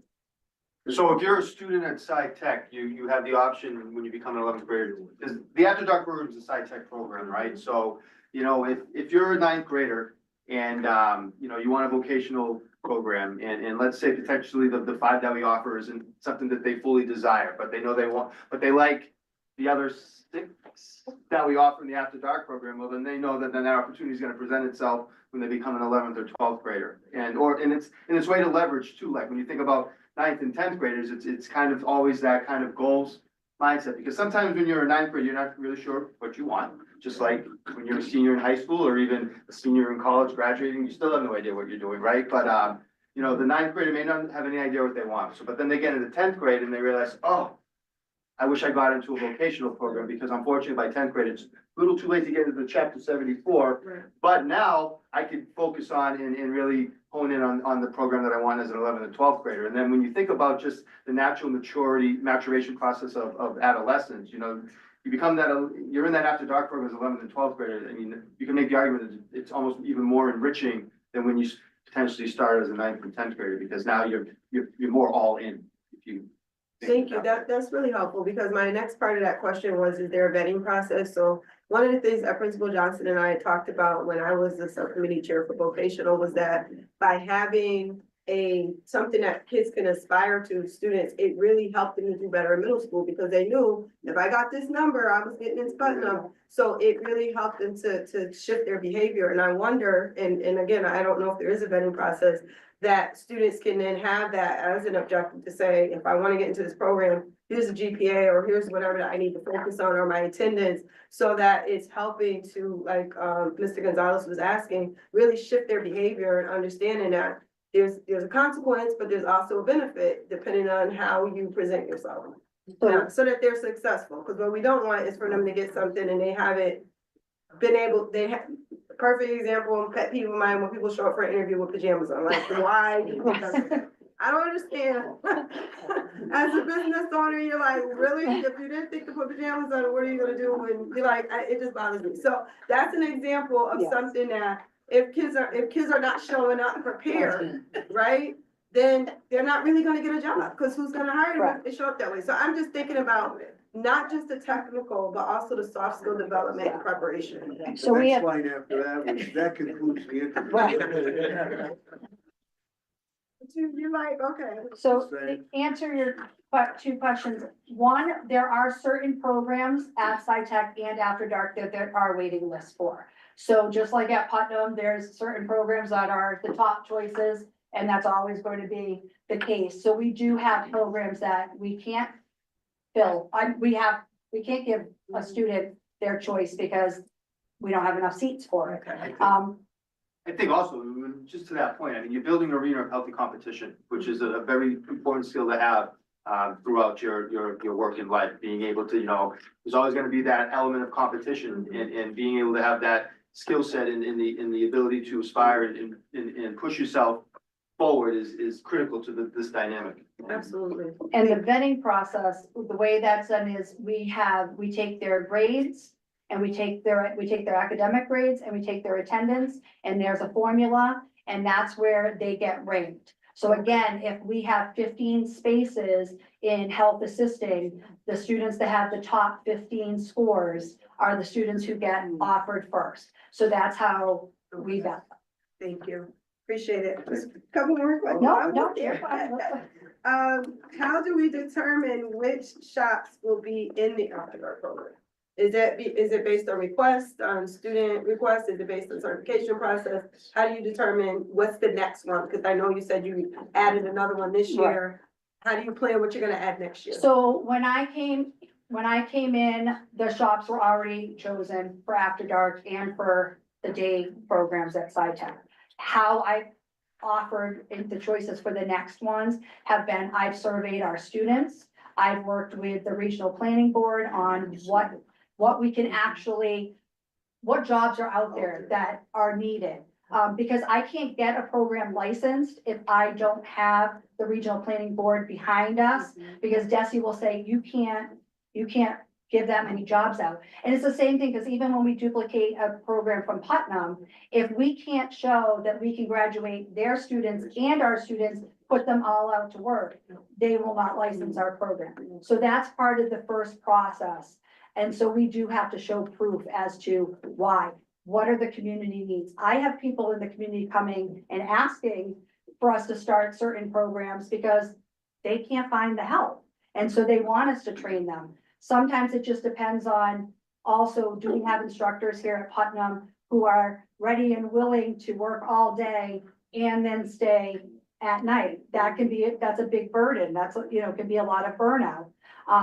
Do we have the facilities? Do we have the money? Because again, when I start up a new program, we have to fund it for at least the first year. For After Dark, for the day programs, it takes about 3 years to get everything we need for a program that's never been in existence. For After Dark, I can do it in a year because the facility's already here, the materials are already here. So it's 1 year of funding it. But let's just say I want to open something like carpentry or electrical, which I would love to do. Those are expensive materials to have to purchase with no money coming in from the state to supplement that. So that's something we have to always consider as well, is can we afford it? Okay, thank you. And that leads me to my next question, which is, how do we allow access from the public to, whether it be auto mechanic, the beautiful food that you all gave us today, and other things that I know that is also available. I've seen like the, I never get the name of it right, the name of the shop that does the gardening and stuff like that. Horticulture. I'm just calling it the wrong thing, so horticulture, and they do like the plant cells and stuff like that, but I really want to better understand like how we can support you all in getting the word out on what is open to the public. So if you could share that a little bit with us, and then I have one more question. So we have a number of shops here at Putnam that are open to the public. I know the retail store here is open to the public. Cosmetology takes clients there. Hospitality runs a coffee shop right here next to Culinary. Culinary is open 2 days a week to the public. Auto collision, auto tech, take customers in there. Horticulture will do jobs, any number, I mean, HVAC does jobs outside, electric does jobs outside for people who reach out to us. Carpentry, sheet metal, wow. So graphics does a lot of outside work for people who come in and want to market. How do we get that information readily accessible? So I know about it because I have kids at Putnam, right? So I'm leading with an answer I already know. But I really think it's important that, right? Exactly, you know the answer. So my thing is, I know, but there's so many people that don't know. I know that also we do catering, right? So for example, even if people don't come here, folks can get catering from Putnam students if they have events. But those are things that are not publicized. So when I think about the fact that, okay, we're short on funding, but yet we have all of these things that we could do and charge people. Like, to me, I just see a whole bank of money that we're not making, that we could make and give our students experience and maybe even hire them to do the work and not only rely on co-ops for that, to be able to pay them. And that's my entrepreneurial mind. I have, when you're a business owner, you're an entrepreneur, you always think about how do you generate revenue. So I'm thinking about, we have literally how many kids in the school? 1372. 1,372 kids, right? So excluding the ninth graders, most of them are in the shop already preparing for the real world. And I feel like that is such an opportunity to, if folks don't wanna hire our kids or they wanna take their time, we can put them to work and we can make it possible. And so I'm thinking along that line, like, how can we do more of that? And I think a big gap is that people just don't know how to access those services and pay us. And I agree, I think that's definitely an opportunity, and we could publicize that more. I'll be honest, a lot of the work that we do, we're pretty booked up. Yeah, it's true. So, I mean, like, just people reaching out, or just through, like, you know, there's just not, you know, enough time in the day with students that we're able to make it work for customers. A lot of customers. We do a lot right now, Is so. there like as Vice Chair Naylor was elaborating, is there like a threshold, in other words, for a job that you can take or not, or you know, because there might be jobs that are just too big, or somebody taking. Depends on the shop, and what kind of job it is. So, for example, like automotive technology. Yeah, you've had that for years Yeah, too, yeah. so you wanna do they're not gonna do a whole engine overhaul for you. They'll do oil changes, you know, rotate the tires, and do, you know, some stuff, but they're not gonna do overall a whole new transmission for you. So they know people coming in say, here's Here's what we can do for here you. it is. And again, 'cause Sign the kids are- here, this is what the payment is. Right, here's what it's gonna be, same thing with auto body, like with culinary, besides running the restaurant, then they get, you know, requests to do certain events. Again, it's about, you know, their manpower, we're not an actual restaurant. Sometimes they have to turn those down. Yeah, right. Then you get somebody, they'll, you know, wanna book a job, no, I expect this, I expect that, no, this is what we said we would do. That's what we do, exactly. You sign here, and this is the pay scale for. Right, cause the But kids. having said that, I do think we could do a better job of promoting that, maybe using our website, maybe through, Yes. you know, I mean, there's gotta be. The Vice Chair brings up a good point, and I always knew you did automotive, and food, I always knew you did on that, but I didn't realize some of the other things that you were. Yeah, HVAC, electric, yeah, we have one. Even the print shop, I know the print shop, I mean, it's just so many things that we have. And I understand that we're booked in some shops. And I would imagine that if we utilize some of our entrepreneurs, or I think E4All, there's all of these different programs around entrepreneurship that would gladly come in and say, let me look at how we're doing things, and can we help you re-strategize a better way? Because you're not in the business of doing that. You're in the business of making sure kids have what they need and that they're going out and they're getting their credentials. But running a whole business is a whole different kind of mindset and a whole different concept of strategy. So I would imagine that there are entrepreneurs in this community that would be more than happy to get together and visit and audit the process that we have in place and say, let me help you figure out how do we maximize what our students are doing and the ability for us to make more revenue for the programming so we can do better. Because I'm just a firm believer, if people don't want to give it to us, we can find a way to get it and do it in a way. And not only that, we're teaching our kids the power of entrepreneurship and business. So that's my whole spiel. I'm gonna be quiet about that. I wrote a book, so that's why I can tell you. But at any rate, the last question that I have is now really thinking back about our kids again and their ability to get hours. So not let's put away co-op now in payment. You talked a lot about that they need certain amount of hours. How do you identify what placements that they're able to go to, and or the public being able to say, I would love to have students come and be placed here, like what does that look like, and what's that process?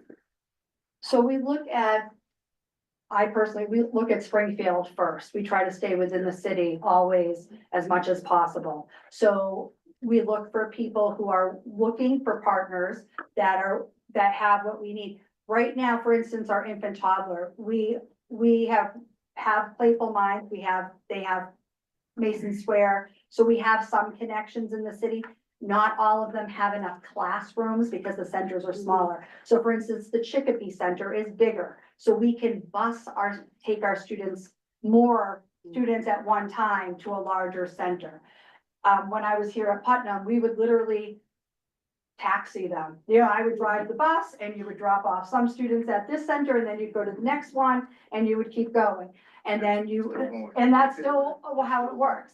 So a lot of that is transportation. So for my programs at SciTech, when I'm looking at a 3-hour block, I'm looking at people who can use our students in an 11 to 2 o'clock timeframe. And our students take their lunches with them. Like we have the cafeteria prepare lunch so that we save another half an hour. I get them on the bus right after their second block ends. We get them out and going because we have to, it's 15 minutes to wherever you're going, that type of thing. So I'm really looking at places that are drivable distance that I can still maximize my minutes. And we've had people reach out to us. Thank you for telling me that y'all give the students lunch, because I get, oh yeah, my DoorDash account is racking up. And I'm not, and we all know that the grab and go lunch is, not the gourmet meal that they're looking for. But they are fed. But as we grow, again, as like. The cash app request comes in, we're going on site today, you want me $20? Right. We promise we always do feed them. It might not be as much as what they want, but we do. But I think, like you said, entrepreneurship, my business tech students are constantly, they're like, what can we buy and how can we make our own t-shirts? Because we don't want to get it from another company. We want to do it in-house because we can do it cheaper. We can save money. They think like entrepreneurs. Those students already know those things. They're looking at that. So those are ways that those students are already thinking. Now we have their 11th grade class. That class has been on fire. And so next year the school store will start. They don't want to buy from other people anymore. They want to do it all in-house. We don't have a graphics department, at SciTech. So Ms. Byers, that can be a project for them to sit down and work on. How do we generate revenue? And they do. They're working on that. They're working on this project for the school store that we're going to launch for next year. They have great ideas. Hospitality, same thing. We'll be able to offer. It's not going to be culinary, but we will have a cooking portion where we are going to be able to sell food and make money back and be able to support our program. So let me clarify one aspect, because you answered part of the question. The other part of the question is, if folks want to be a part of that process, like if I have a daycare center or somebody has a place and there's a new program downtown and they need somebody to, homeless shelter, and they need people to do carpentry work, like how do they request assistance to say, I have this project and I would love for students to come and get their hours done here at my facility? And is there a set of guidelines that they have to qualify, right? Can we have that on our website so that folks will know, like, if you're interested in partnering with Putnam, then here's what you need to be able to do to apply, and here's who you need to contact so that you can find out if you're eligible or whatever the case may be. It starts with our advisory board committees. We have people out from businesses that are already on our advisory boards that are helping us grow our programs and understand the changes and all of those things. So we use them as people that are going to send our students to those locations. We also have people that call the school asking. I have people that call me all the time asking about auto, and how they can get their car fixed. People are finding us, but we can do a better job of, as we're building the SciTech website, those are things that we can think of for us as well to put out there. And like you said, the guidelines for, if you want to reach out to this is who you contact, this is what we're able to do. These are the things that are available through our schools. I think we can all. And we have co-op coordinators that work on that. To add to what Shelley's saying, there is established criteria from DESE, both for the co-op placements and the internship placements. For example, if you place a student working for a specific business and that business does not have a workers' comp, that student cannot work. Certain liability. In addition to that, if a student, for example, is working beyond 120 hours, then it begins to be an infringement upon child labor law. So there's significant settings that the students need to abide by and the employer. But all of those have been designated by DESE already. And that's something we could make, get on the website and make more noise about. Mr. Chairman? If Vice Chair Nail is done. He's not.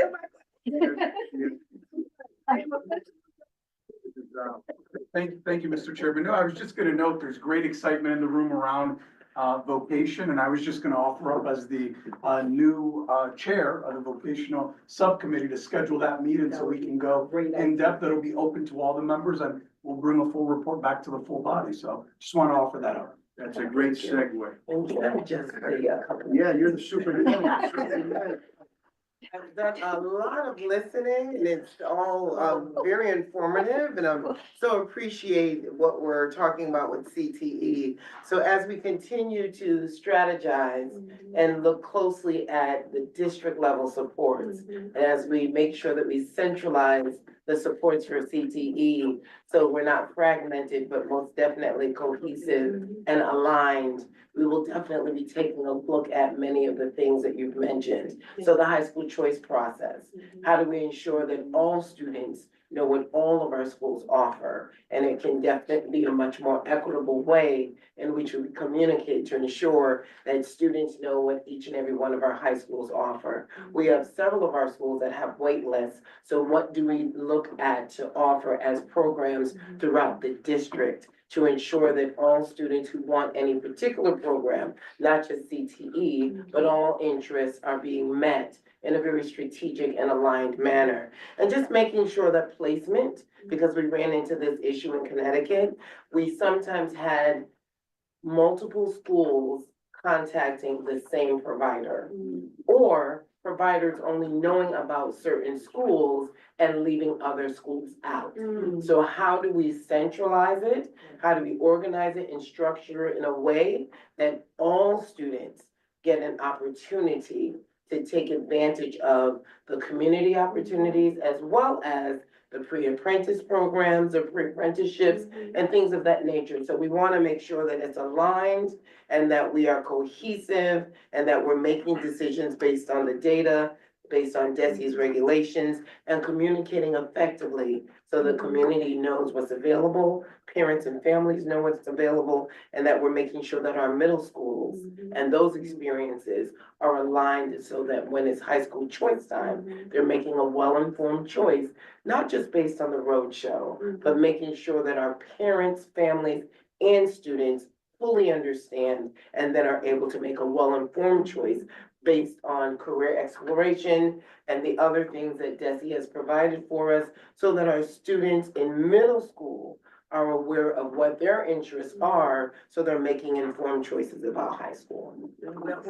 One thing that I've always been interested in and I would like to suggest is that we consider doing an 8th grade open house at each of the high schools so that parents and students can come and walk through. What I've realized at SciTech is I taught at Putnam for 7 years. You know, every school has their reputation. Everybody already has a preconceived notion of each school in our district. And when I bring people through SciTech, they're amazed at how the building looks, what programs we have, things that they didn't know, because people think about schools the way they've always thought about the school. I think it would be nice to be able to bring people in and let them actually see what our buildings look like before they make that choice, and have the parents come in and be able to meet the teachers and the administration and be able to see that, you know, Putnam is what Putnam is and SciTech is what SciTech is, but where do you fit in? And what school works for you? But those reputations from the past, maybe it's time to try to get some, you know, a refresher course for our parents and our We will kids to add see you to the high school transition team. Thank you. I We would have love many to. plans in the works Okay. and we will look forward to everyone seeing themselves in the work with our 4 district priorities. Thank you. Did you? Yes, I have a question, thank you. With the horticulture department, do they do plant sales? They do. We do a plant sale every year in May. It's the weekend of Mother's Day. Yeah. Okay, perfect. You'll see me. We have a great horticulture teacher now, so he's doing a great job, so. It'll be, it's gonna be. You used to have the sign. Yeah, we did that. Can you send out a memo to the school committee? To let us know when you have the When the sale? plant sale is? Like ahead of Yeah. time. Oh, yeah, Because definitely. I'm used to finding out when I ride by the school. You see the sign. But if I could plan for it, I would absolutely come and support. And you used to sell wreaths, you don't do the wreaths anymore? We did that this past winter. Yeah. That's It was posted. Definitely. Mr. Clark, Mr. what do you call Mr. Clerk? Mr. Clark. Mr. Yosley, sorry. Yeah, you know. I said Mr. Clark. Hey, Clark, Superman. Mr. Clark, if you could just be in touch with Mr. Johnson and Mr. Lamine, just to make sure that any of the things that are coming up that we should be aware of. I know that there was like a robotics competition coming up in a couple weeks, and we receive a notice from one of the schools, like, we like to know that kind of stuff. Yeah, yeah, Western New England, so that we can participate and we can also share with our constituents, because a lot of people just don't know. They get busy in the hustle and bustle, and they see what they see in their algorithm on social media, and they miss a lot, so if we can get information off the folks directly, it'd be great. Any other questions or comments? Yeah, we're parting video we wanted to show a while ago.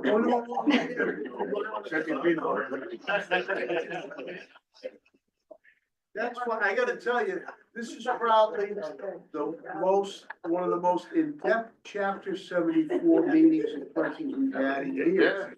So to the viewing public. Very beneficial, but let me just check if the vice chair has another question.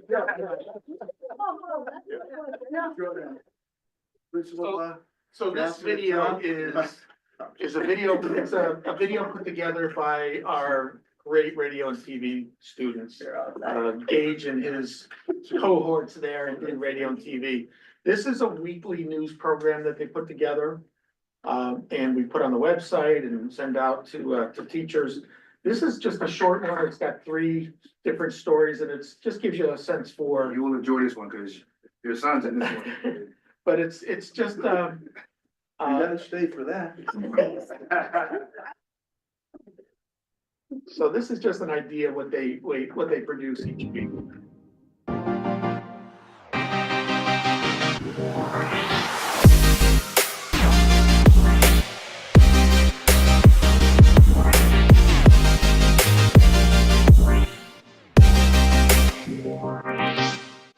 Welcome back, everyone, to another episode of TBN 10.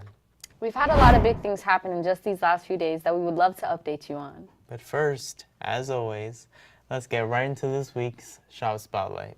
I'm Gabriela Perez. And I'm Leandra Rosa. And this is TBN 10.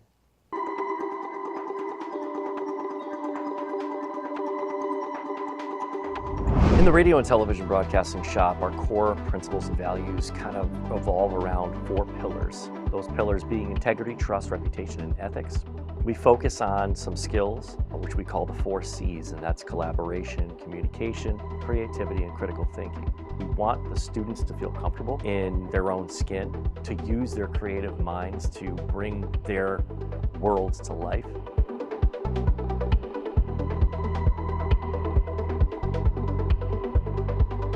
SHOP has taught me the crucial importance of collaboration, working with your peers to make your vision come to life. The experience itself also exercises your creative abilities and makes you want more.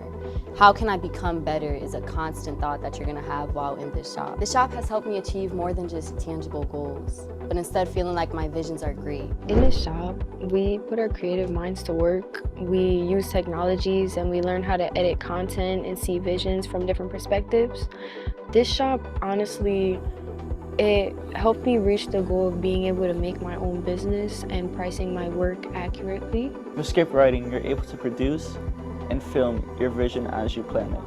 When writing my scripts, I try to be as detailed and explicit as possible, so I feel confident in myself when recording and I won't make any mistakes. In our shop, we do a lot of different interviews just to see different perspectives or insights on different shops and classes. We usually do it because of our weekly news broadcasts, and we start with questions that we like to prepare the teachers or students with and get onto the lighting and this location that we will set up. Whenever you're getting ready to film something, you can't just take out the camera and start filming it and it'll be the best quality it can be. You have to set up a shot. So first, you have to get the lighting correct, the positioning, rule of thirds, making sure everything is in place so then your shot can be at the maximum it can be. We want students to leave this program with a really good foundation of knowledge in the field, but also we want to help the students kind of learn life skills. We focus on creating good habits and routines in our program and getting rid of the old bad habits, right? So we concentrate a lot on good habits, good routines, and we consistently push those things.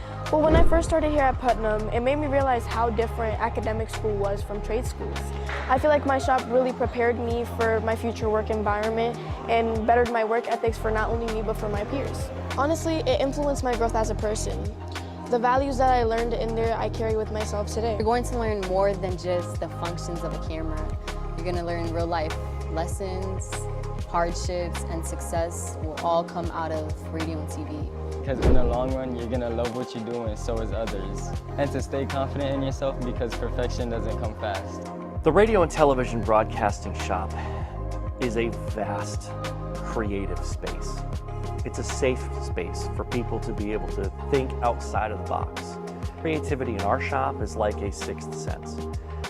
Using that creativity, thinking in a different way, thinking outside and problem solving. I'd like people to understand that radio and TV isn't just picking up a camera and pressing record. In this shop, it's about bringing your creative worlds to life any way you want. You see a vision, we're here to teach you how to create it. This month is a very important month in our society, Black History Month. Now is the time to recognize those important Black historical figures that got us where we are today. Hi, I'm Mackenzie Carnero from TBN News, and I'm here with Micah Tom. Can you tell me, what does Black History Month mean to you? Black History Month to me is like a recognition of the history that Black people have done. It refreshes what has happened. I think it's a wonderful thing that it's celebrated every year worldwide. Black History Month means to me a month where we can acknowledge and shine light on Black individuals and remember them. Black History Month is a time for a lot of Black folks to get together, especially like cookouts, readings, just a time for us to appreciate our culture along with like our friends. Black History Month is like a representation of where my people have come from and how far we can still continue to go. Their stories fade into the background and such. Like my favorite part about learning about Black history was learning about the little stuff that Black people made, like how George Washington Carter made peanut butter. Like that was so fun to learn that like this little thing was created by like someone who looked like me, and I was able to be like, oh, did you know that blah blah blah made this? Like it's just a little tidbit that you can just bring into your day-to-day life. We just started this student union. I would say to have something like that, but all year round, not just starting it right around Black History Month, so that people could really learn and take in the culture and not just learn about the hard times that we went through, but the good times that we can go through too. That's not the only interesting thing happening in school. Exciting things are happening in business technology as well. In the simplest of terms, when our students are taking their Microsoft Office certifications, if they have the highest score in the state of Massachusetts, they then qualify to go to Certiport's U.S. national competition. Here in business technology, in the fall qualifying period, we've had 2 students who have been invited to this competition. The first student to be invited is Gianna Luna. She had the best score in Microsoft Word in the state of Massachusetts. And the next student who has been invited to the national competition is Liana Montanez, and she has the best score in Massachusetts for her PowerPoint exam. Really happy about it. I'm very proud. I put a lot of work into what I did on the test, and it was really nice to see all of that pay off in a positive way. This June, when we travel to the national championship down in Dallas, Texas, our students will obviously compete against other students who have also ranked #1 in their state. Congrats to those business tech for winning those state competitions. The pep rally is coming up later today. Remember to bring your school spirit.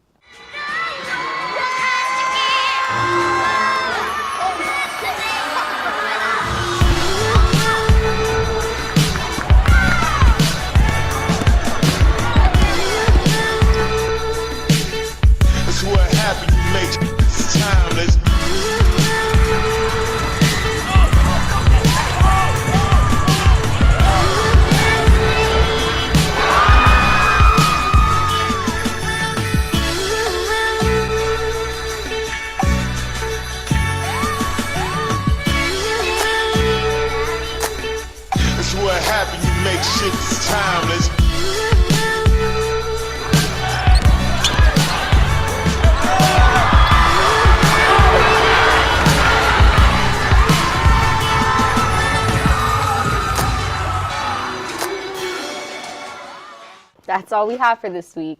Have an amazing rest of your day and make sure to like, comment, and subscribe. We will make sure to keep you all up to date on everything Putnam. Leave any suggestions on anything you want us to cover.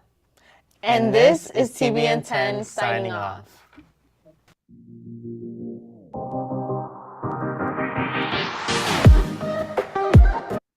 Back to the Future. Highly Junior High was there. We had the media center. We had newscasts, sportscasts we did, and special events. That's right. Yeah, it was great. Very good. Any questions of the TV stars here? No? Oh, Pete, I'm sorry. Pete, you have a question? Freddie Murphy? No, Mayor, I'm good. Thank you. I thought it was great. It was great to see. Thank Thanks, you. Murphy. Thank you. Okay, if there's no further questions, I believe, great job. Last but not least is, first of all, let's move to section 3, approval of the minutes. This is a vote that we have to take. A is a vote to approve the minutes of school committee's organizational meeting on January 2nd, 2025.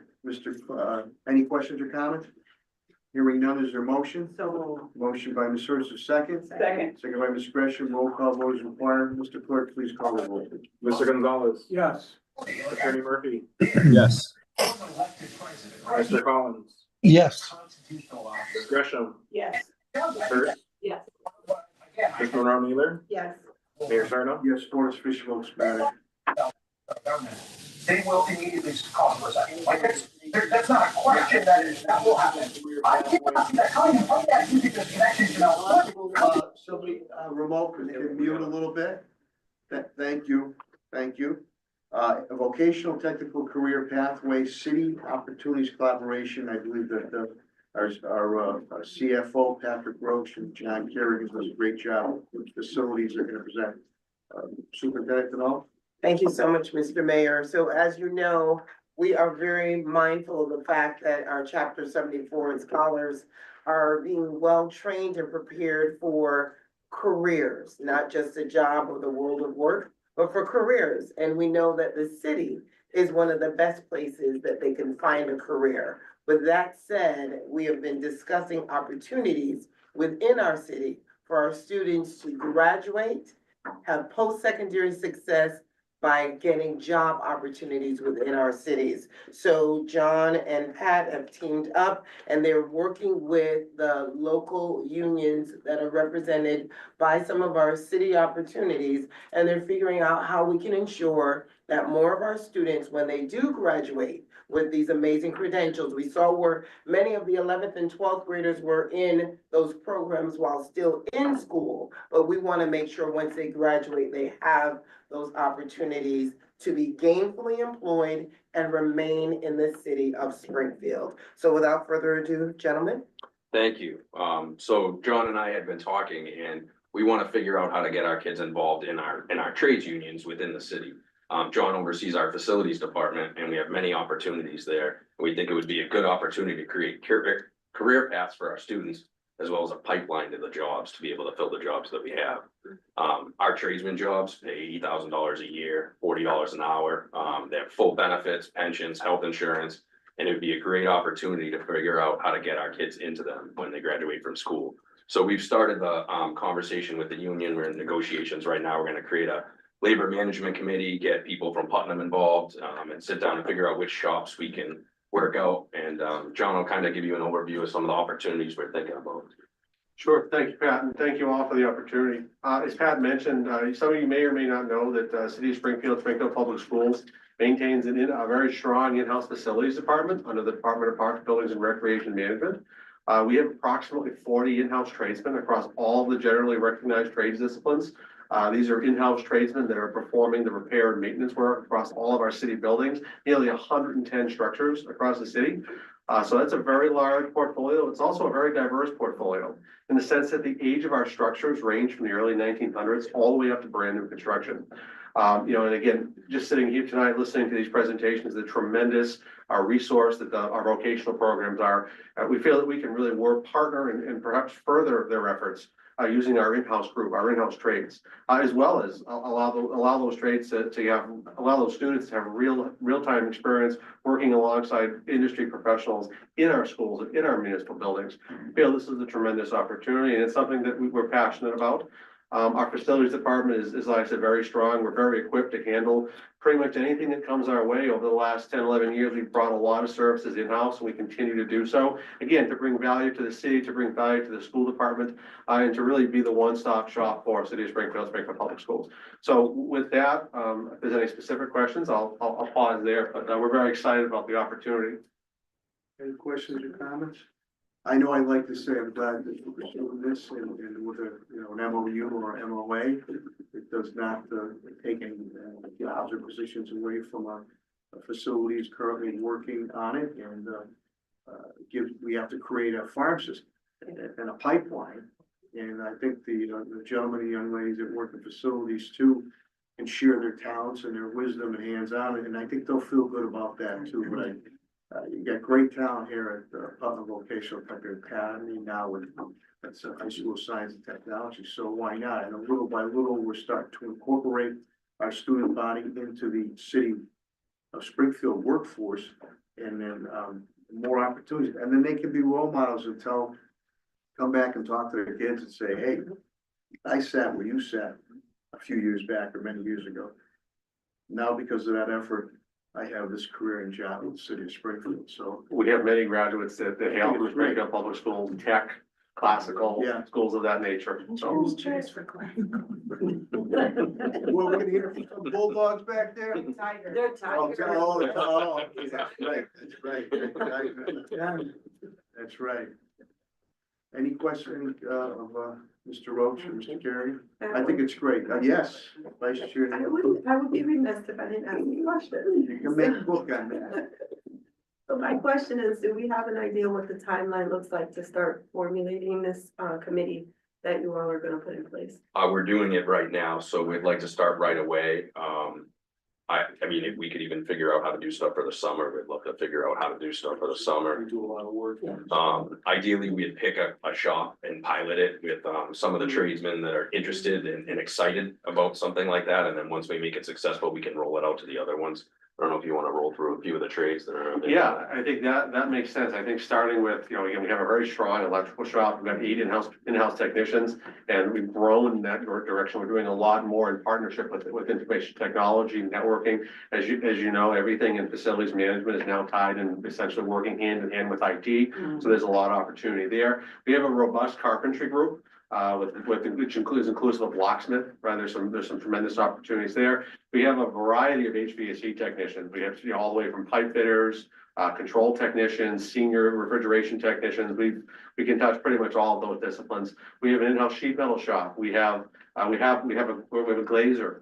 We have really every opportunity you would think of, we have some use for and some work with. We have plenty of work. Plenty of work. We just ran the report this morning. We're running 353 open work orders right now across 40 people. I just looked before I left City Hall tonight, this evening, I had signed off on, we have a great relationship with BMS, BA, 12 other projects that SOIs that be okay for us too. So especially we do a lot of work, as you indicated, John, and Pat in the summer. And even our zone shapes too, with the project management side, we're estimating to run around 9 million this coming summer. In the past, we've, through the ESSER project, we ran hundreds of millions of dollars over the past 3 years in construction for Springfield Public Schools. Any other questions or comments? Gentlemen, thank you very, very much. Thank you both. There's nothing else? Is there a motion to adjourn? Oh, unanimous. Ready? Unanimous. Is there a second? Second. Unanimous. You gotta take me up. Mr. Collins. You want to say something, Chris? No, I'm all set. We have to take a roll call vote as required. Mr. Clerk, please call. He's canceling. Mr. Gonzalez. Yes. Contract the federal government has with Elon Musk's own companies. There's Attorney Murphy. $1 billion. Yes. Yes. Mr. Collins. Yes. Federal aviation. Ms. Gresham. Excellent. It's $2 contract. Monroe Mailer. Warning the work. Mayor Sarno. Good evening, thank you. In other words, breaking into